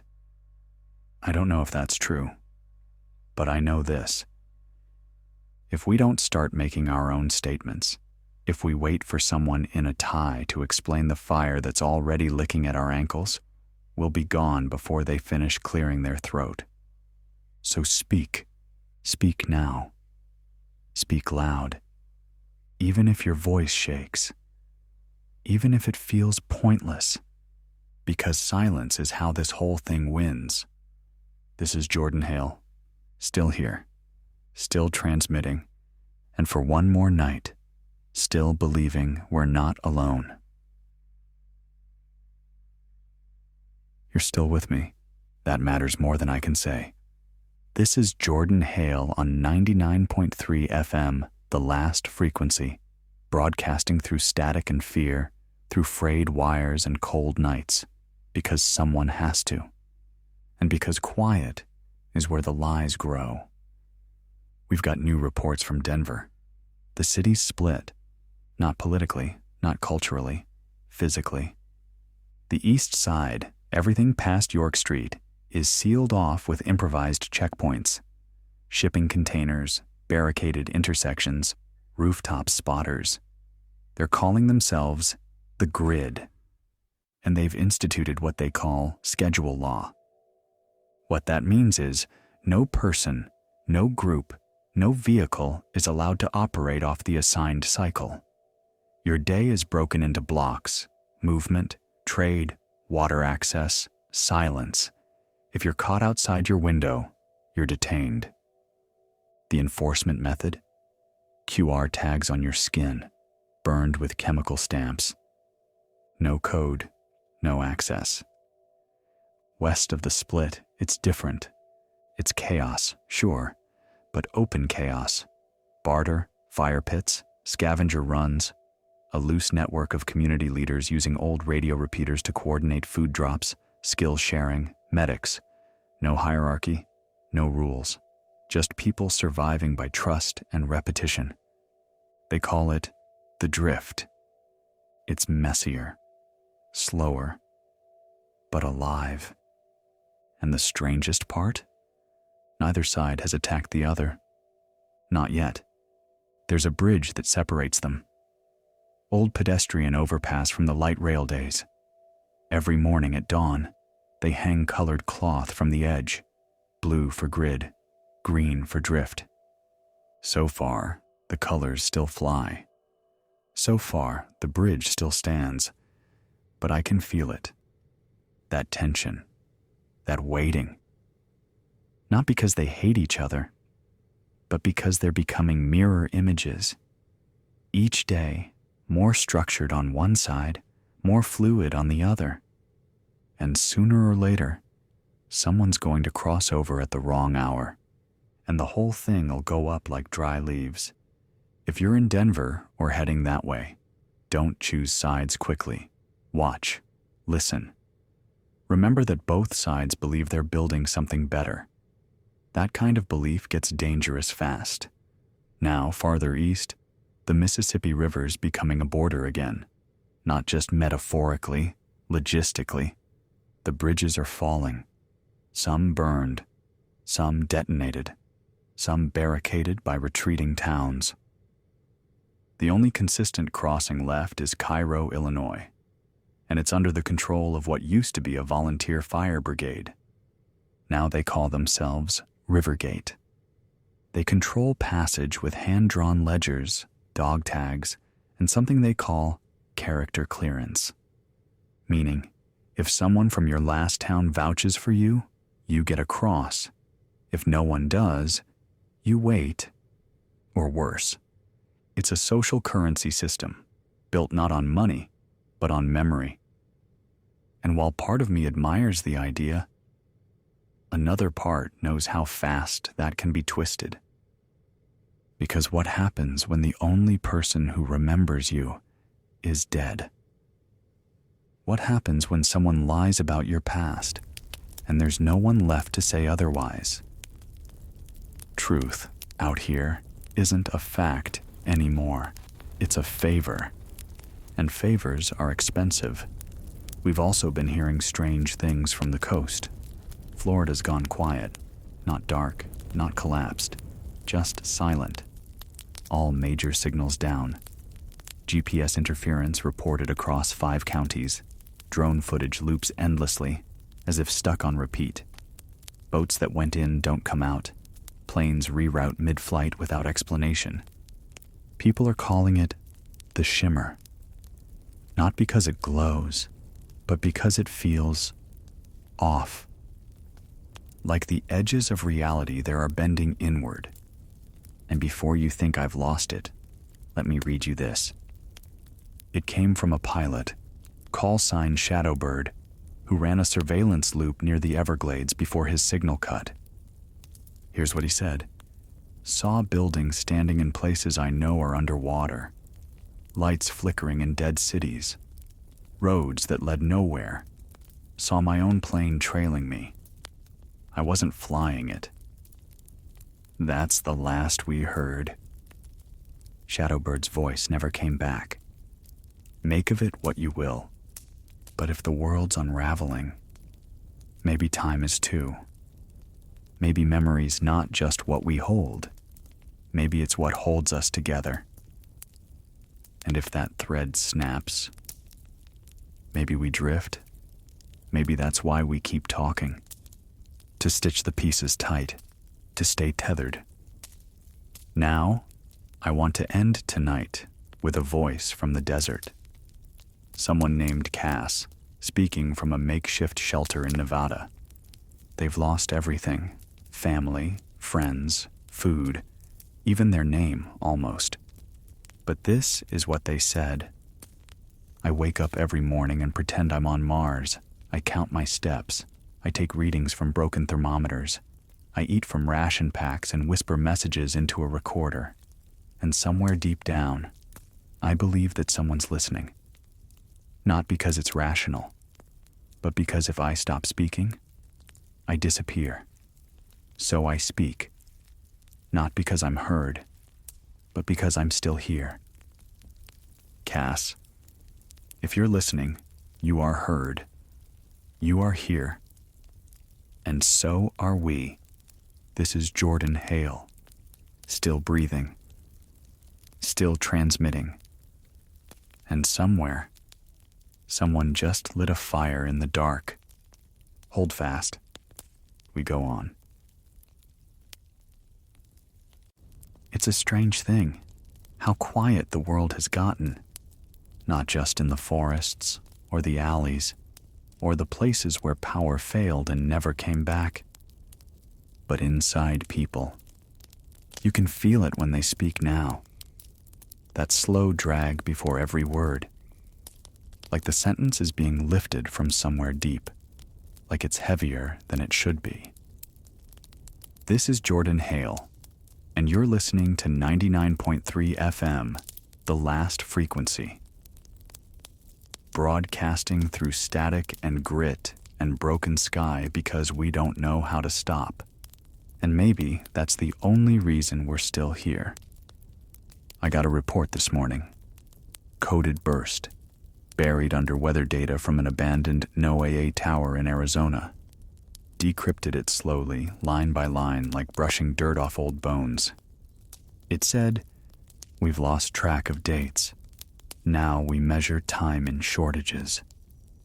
I read it 5 times. Not because it was profound, because it was familiar, because we've all started doing it. We don't say Tuesday. We say the day the rice ran out. We don't say the 16th. We say after the fire. We don't remember by calendar anymore. We remember by rupture. And maybe that's how history starts again. Through fire, through subtraction, through loss. Let me shift now. We've got something urgent. Reports from Chicago say the loop has been sealed, not by military, not by protesters, by the banks. That's right. The Big Five, what's left of them, have taken back their turf. Not with suits and bailouts, but with ex-mercenaries in unmarked trucks. They've blocked all rail lines in and out. They've shut down the subgrid that powers the underground shelters. And they're issuing new ID tags. Proximity-locked bracelets tied to account history. You want food? Show your balance. You want shelter? Show your transaction trail. People are calling it the ledger zone. And if your record's clean, if you never overdrafted, never defaulted, never missed a payment, you're in. If not, you're out. You sleep in the parking lots. You drink melted snow and trade teeth for antibiotics. It's credit score as caste system. And the worst part? It's working. The city's quiet. No gunfire. No riots. Because everyone inside is terrified of being flagged. One bad move, and you're exiled.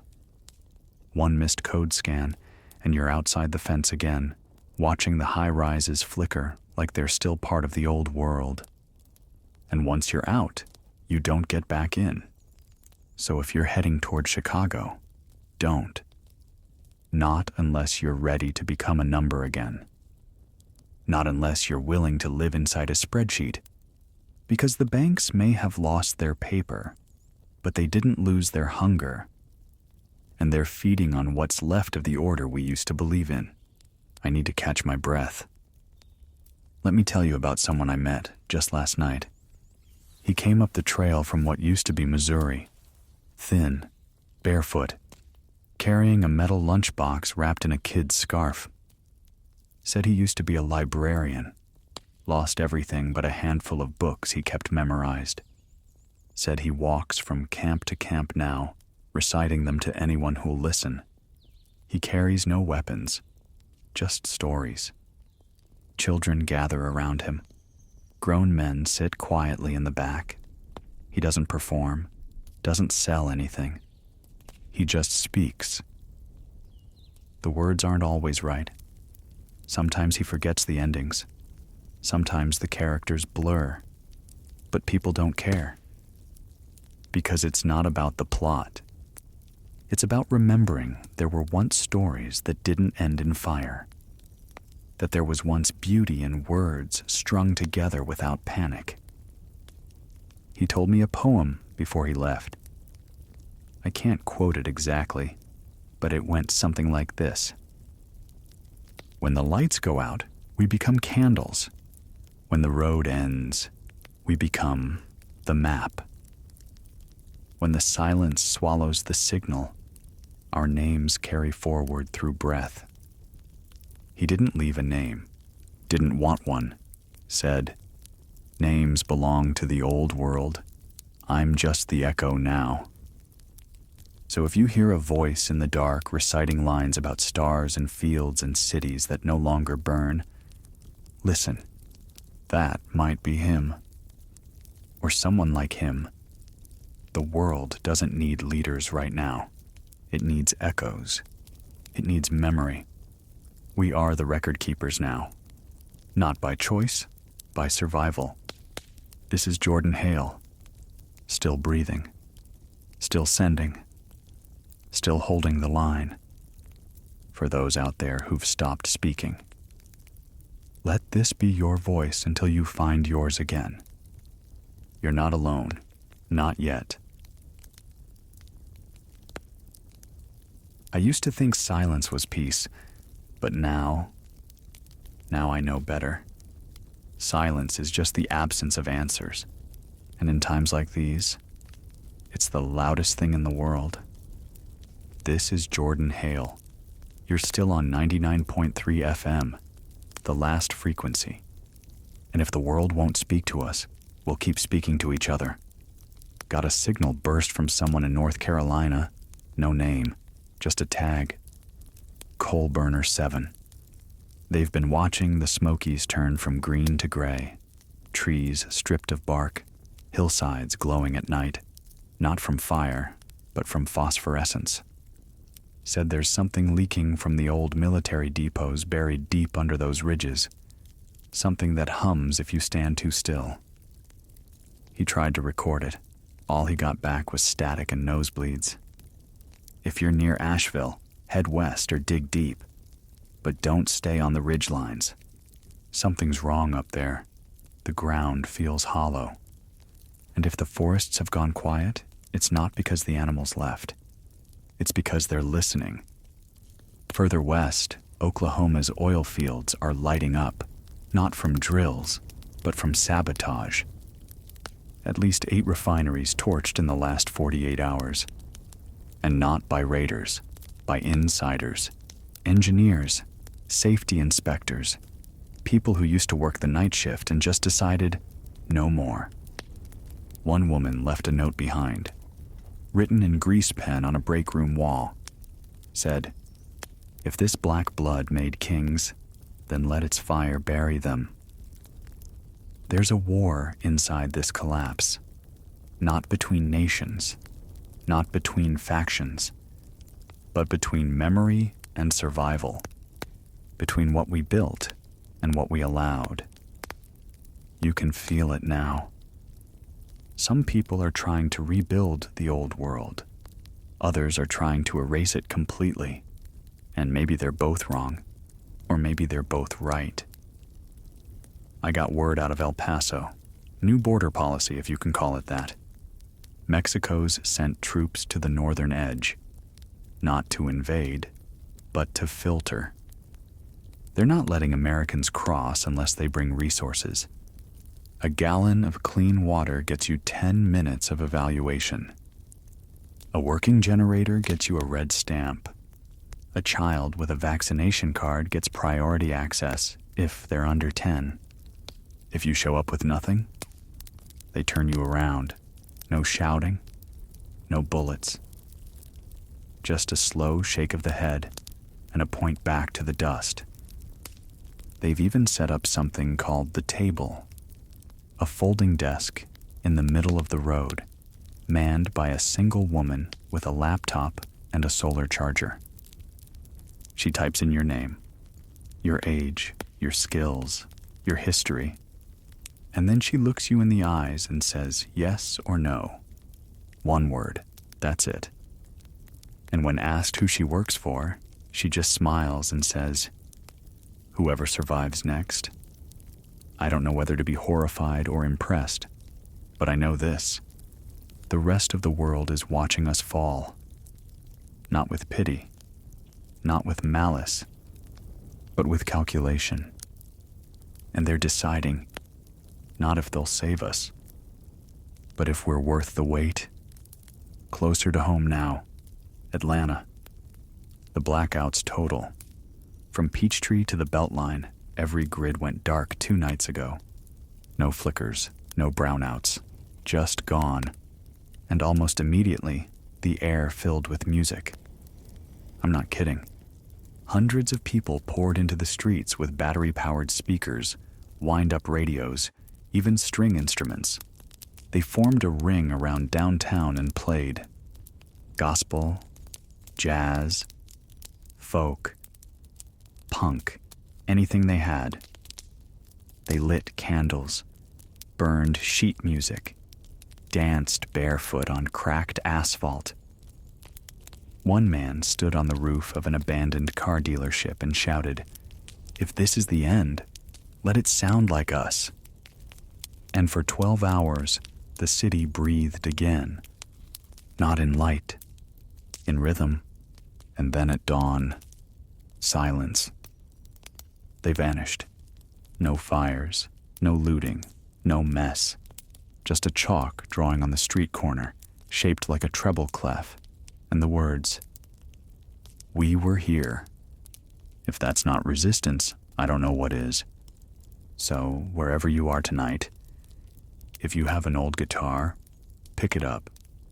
If you remember a song, sing it softly. If you have a pot and a spoon, bang out a beat. The collapse wants silence. We give it sound. This is Jordan Hale, and I'm not done speaking. Not until the last signal dies. Not until the last word burns its way across the air. You're not alone. Stay warm. Stay loud. Stay alive. I never thought I'd say this, but I miss paperwork. Miss the sound of a pen scratching down a name, the stamp thudding onto a passport, the feel of a laminated badge with your photo on it, those little proofs that you were part of something. A system, a plan, a story that someone else could read. Now we're just stories told by whispers.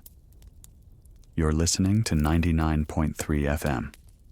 This is The Last Frequency, and I'm Jordan Hale, still standing, still stubborn, and still not buying the idea that this is the end. Let's talk about what happened in Phoenix. I got a call. Yes, a call from a landline somewhere near 24th Street. The voice on the other end was hoarse, like he hadn't spoken in days. Said his name was Eric, used to work in logistics. Said he watched armored trucks from 3 separate banks converge on the downtown corridor. Not to deliver, not to guard, to burn. They doused entire vaults in kerosene, set the money ablaze in steel drums, stacked credit card terminals and check readers like bonfire kindling. Hundreds of people stood there in silence as the smoke curled into the sky. Some cried, some laughed, but no one stopped them. And after the fire, nothing. No speeches, no claims, just ash. Eric stayed behind, collected a handful of unburned bills that fluttered out past the barricades. He keeps them in a shoebox now, not as currency, but as proof that it all happened. He told me something before he hung up. Said, "It's funny. We spent our whole lives chasing pieces of paper.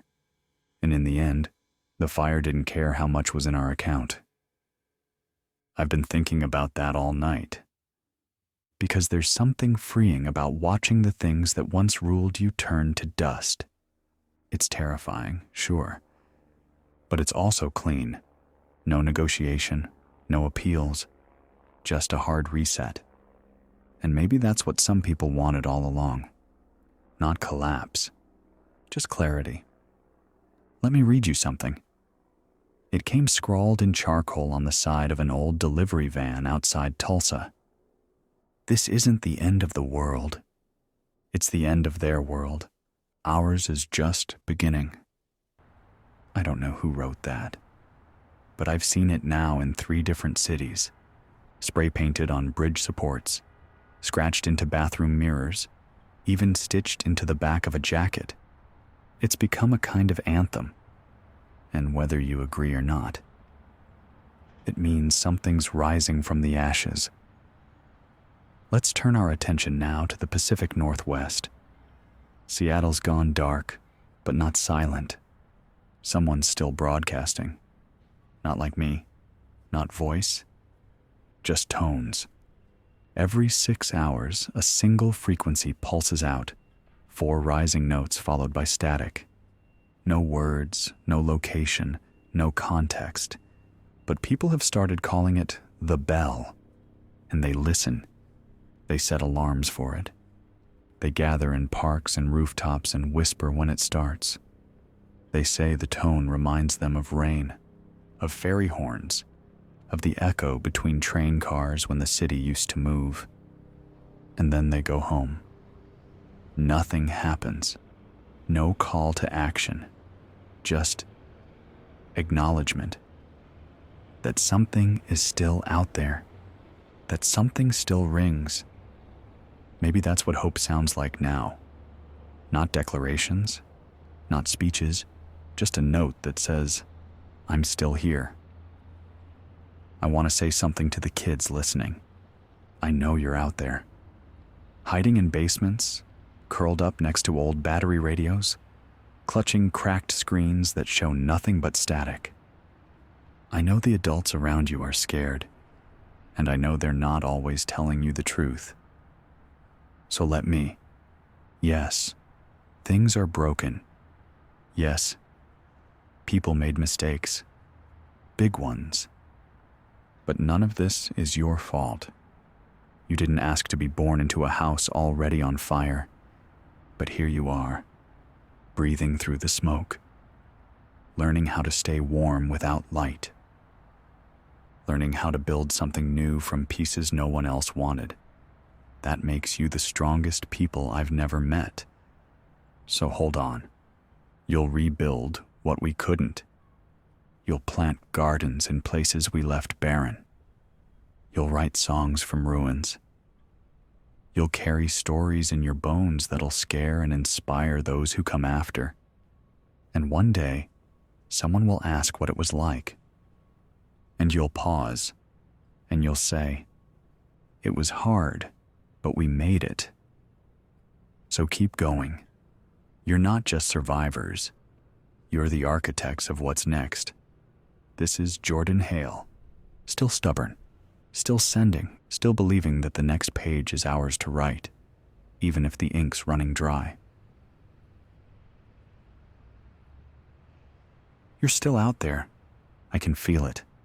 Even if I can't hear you back, this is Jordan Hale, 99.3 FM, the last frequency. And maybe I'm just a voice rattling across copper lines and sky. But if this is how I spend the rest of my nights, talking into the dark, I'll take it. Because silence is the first thing the collapse tries to teach us. That we're alone. That we're isolated. That no one's listening. But silence lies. So I speak. Tonight, I want to tell you about what's happening out in Kansas. Not the wheat fields, not the ghost towns, not the places you'd expect. Underground, there's a place people are calling the archive. Used to be a data center. Hundreds of thousands of square feet carved into limestone, deep beneath the surface. It had military contracts once, then tech companies, then crypto storage. Now it's home to a few dozen survivors who've turned it into something else entirely.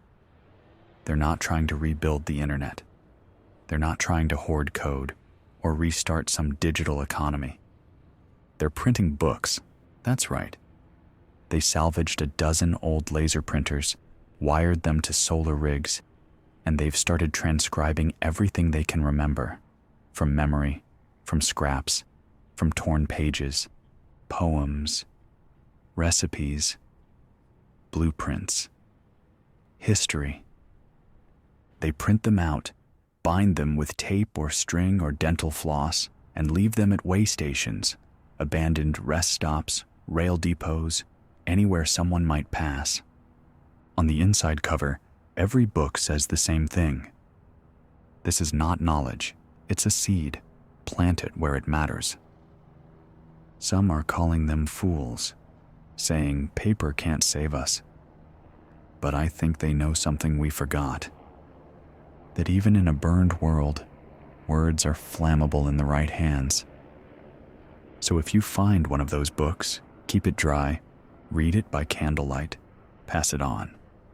Out near the Canadian border, we're getting word of something strange. A convoy, big, organized, moving south from Manitoba with armored vehicles, satellite comms, even medics. They're calling themselves the Blue March. No one knows who sent them. Not the Canadian government, that's for sure. They barely exist right now. Some say they're UN, some say ex-military, but they're not conquering. They're delivering. Medical supplies, comms gear, clean water systems. Then they leave. No speeches, no promises, just drop-offs and radio check-ins. One man in Montana said they pulled up outside his town, handed over 2 pallets of antibiotics and a water purifier and said, "You get one chance to use this right. Don't make us regret it." Then they vanished. People are torn. Is it goodwill? Is it surveillance? Is it the beginning of something worse? I don't know. But if they show up near you, ask questions. Don't take anything without thinking twice. Even kindness has strings these days. Further south in Louisiana, the bayous are rising. Not from rain, from neglect. The pumps failed a week ago. Backup systems drained dry.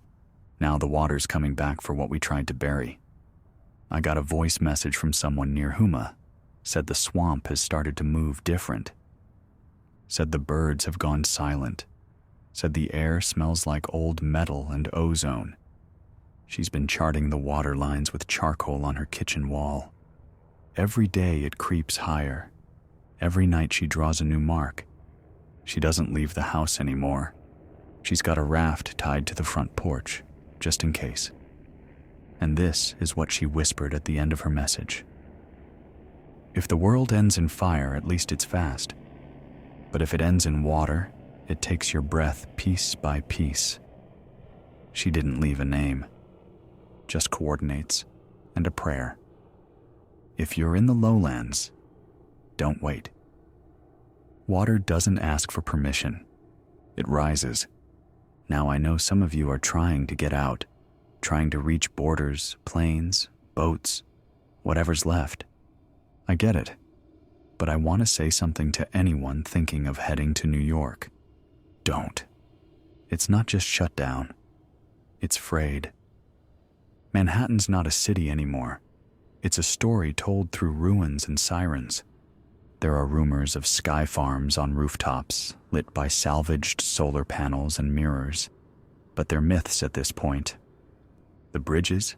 Rigged. The tunnels? Flooded? And the people still there. They're not waiting for help. They're waiting for quiet. I heard from a runner who barely made it out through Harlem. Said he passed a woman on 125th Street feeding pigeons from an ammo crate. She smiled at him and said, "You don't flee a graveyard. You leave flowers. If that doesn't stop you, nothing will." So please, if you're heading east, turn back. There's nothing left in that skyline but shadows and the echo of what we used to believe in.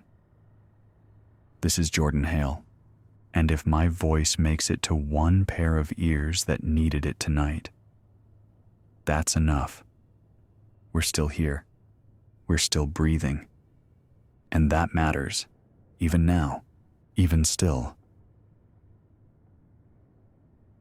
There's a kind of quiet that only comes after fire, not the peaceful kind, the stunned kind, the kind where you stop hearing your own heartbeat because the world just stopped echoing it back.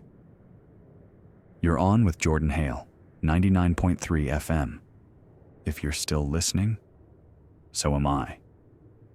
If you're still here, I won't leave. I want to tell you what's happening in the Midwest, somewhere along the Mississippi. They're calling it the drift line. Not a road, not a river, a moving edge. It started near St. Louis. A slow migration, people walking, riding stolen bicycles, even pushing grocery carts stacked with whatever they didn't lose in the first week.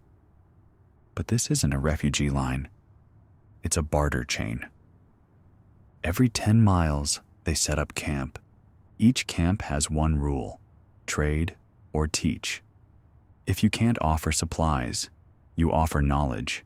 If you can't offer knowledge, you offer stories. You fix boots. You braid rope. You hum lullabies. And if you do neither, they ask you, gently but firmly, to keep walking. It's not cruel, it's structure. And somehow, it works. The drift line moves east during the day. By sundown, it's 10 miles down the road, leaving behind only ash circles and etched stone markers. We passed through. You can too. I've seen photos. A child with a harmonica tied around her neck. A man carrying 12 loaves of sourdough on a sled. A woman with a notebook full of hand-drawn maps, offering them in exchange for socks. This isn't rebuilding. It's rethreading, taking what we frayed and knotting it back together, a few people at a time. So if you're between Memphis and Cincinnati, look for chalk arrows on the trees. That's how they mark their trail. But don't just follow. Add something behind. That's the point. Further north, up near the lakes, we've got another signal. Shortwave this time. Sporadic, erratic. It's not speech, it's coordinates. Every hour on the 17th, it spits out a new set of numbers. People are calling it the scatter. Nobody knows what happens if you go there. Some say it's drops. Some say it's traps. Some say it's a test. One man out of Detroit followed a full week of pings, 7 locations, 300 miles. He said at the last one he found a small metal box. Inside, a handwritten letter. All it said was, "We're still thinking. Don't stop." He left it there. Didn't take anything. Didn't add anything. Just sat for a while, then moved on. He told me that was the first time he didn't feel alone in months. Sometimes that's all it takes. A piece of paper, a phrase, a signal that doesn't explain itself. Proof that someone, somewhere, still believes in continuity. Let me shift gears. We've had no transmission from the Gulf Coast in over 72 hours. No radio, no satellite pings, no distress beacons. Just silence. And that scares me more than the noise. Because you can hear panic, you can hear collapse, but you can't hear drowning. I've gotten 3 reports, only partials, of massive gas flares near offshore rigs. Not extraction, burn-offs, controlled failures. Someone down there is emptying reserves and setting fire to the pipes. It could be sabotage. It could be desperation. But either way, it's heat, and that heat is drifting. If you're inland, Louisiana, Mississippi, eastern Texas, check your wells, check your air, and for God's sake, don't drink anything with a shimmer. Boil everything. Twice. I know it's not much of a plan, but it's better than trusting the sky. Back home here, closer to where I'm sitting, we lost our water tank last night. Hairline crack turned to a burst around 3 a.m. Flooded half the generator bay. We spent 2 hours bailing it out with coffee cans and buckets. Had to disconnect half the transmitter grid just to keep the boards dry. But we're still on. Barely. If this signal gets weaker in the next few nights, you'll know why. Don't panic. Don't mourn. Just adjust the dial and keep listening. I'll be here. Even if it's a whisper. Even if it's just static under your breath. You've made it this far. You can go further. You always could. This is Jordan Hale, 99.3 FM, the last frequency. If your world burned down, plant something in the ash. If your line went dead, shout into the wind. And if you're cold, hungry, tired, and half certain you're dreaming, you're not. You're alive. That's enough for now. A caller last night asked me what time it was, and I realized I didn't know. I haven't known in days. The clocks in here still blink, but they blink nonsense. 12 o'clock over and over, like they're stuck trying to remember what hour they were born in. Outside, time runs by light and instinct. Wake when it's warm, sleep when it's not. Eat when you can, speak when the air doesn't bite, and measure your day in voices, not minutes. This is Jordan Hale. You're listening to the last frequency, and whatever time it is, it's now. We got a courier report out of Illinois, near Springfield. A convoy of food trucks, government stamped, FEMA flagged, emptied out along a stretch of I-55. But they weren't raided. They were opened by the drivers themselves.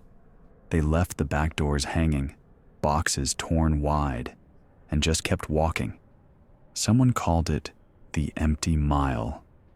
Locals rushed in, hoping for beans, rice, canned goods. But what they found were waterlogged sacks, torn ration cards, and shredded forms marked Red Zone Deployment. Who shredded them, no one knows. But scrawled across one cargo door in red spray paint were 4 words: "We are not mules." They'd had enough. Maybe that's the story of this whole week. Not explosions, not rebellion, just exhaustion, finally saying no. And if people like that are walking away from the engines of the state, then we better start asking what comes next. Because empty trucks don't feed people, but maybe they do free them. Over in Denver, something strange is brewing, literally. The breweries have reopened. Not for profit, not for celebration, for fuel. A cooperative of former brewers, chemists, and mechanics has started fermenting grain waste into bioethanol. They call it gutter gold. It stinks, burns dirty, but it runs. Old trucks, modified generators, even small heaters, and they don't sell it. They trade it. 1 gallon for 5 pounds of potatoes, 2 for antibiotics, 10 for a working shortwave radio. They've even started printing tokens, thin wood chips branded with barley stalks. Not money, they insist, just placeholders. I got a chip in the mail, no return address, just a note that said, "This isn't a comeback, it's a workaround." God, I love that. They're not fixing the world, they're rigging it. And maybe that's smarter. In Pittsburgh, a signal came through, short, clipped, but clear. A voice said, "Steel's back, quietly, not yours." Then cut. No repeat, no frequency tag, just static. But if I had to guess, someone's firing up the furnaces again. And not for skyscrapers or cars, for nails, bolts, hinges, things that hold weight, things that last. Makes you wonder what else is being reborn in the places no one's watching. Maybe the future isn't lit by high towers and apps.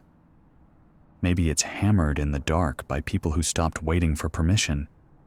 I want to play something for you. Brief pause. The hum of analog tape. This is from a tape dropped outside the station 3 days ago. No label, no note, just one track, rewound to the beginning. A crackling field recording plays. You hear that? It's a heartbeat. Not digital, not synthetic. Someone recorded their heartbeat with a stethoscope mic, looped it, and sent it to me. That's it. That's the whole tape. 57 seconds of blood pushing forward, over and over, like it's daring the world to stop it. And I haven't stopped playing it since, because sometimes you don't need lyrics. Sometimes you just need proof that something inside us is still moving, still fighting the tide, still stubborn enough to say, "I'm here, I'm still here." So to whoever sent that, thank you. Your heart is louder than any riot. Out west, San Francisco's getting weirder. I didn't think that was possible. They've built towers, not skyscrapers. Signal towers. Constructed from scrap scaffolding, sheet metal, solar panels, and what used to be highway signs. They're angled toward the ocean. Why? No one knows. Some think they're trying to contact ships. Some think satellites. Others believe it's a bluff, to make people think someone still controls the waves. They call them lighthouses, but they don't shine. They just hum. A slow, deep hum you can feel in your teeth if you get close. And at night, when the fog rolls in, the sound gets louder. People sleep near them, camp under them. They say it keeps the nightmares out. I don't know if that's true, but I know that sound is a kind of gravity, and in a world falling apart, gravity is a blessing. This is Jordan Hale. If you've got a heartbeat, record it. If you've got a story, tell it. If you've got a way forward, walk it. Even if no one's watching, even if the light is gone.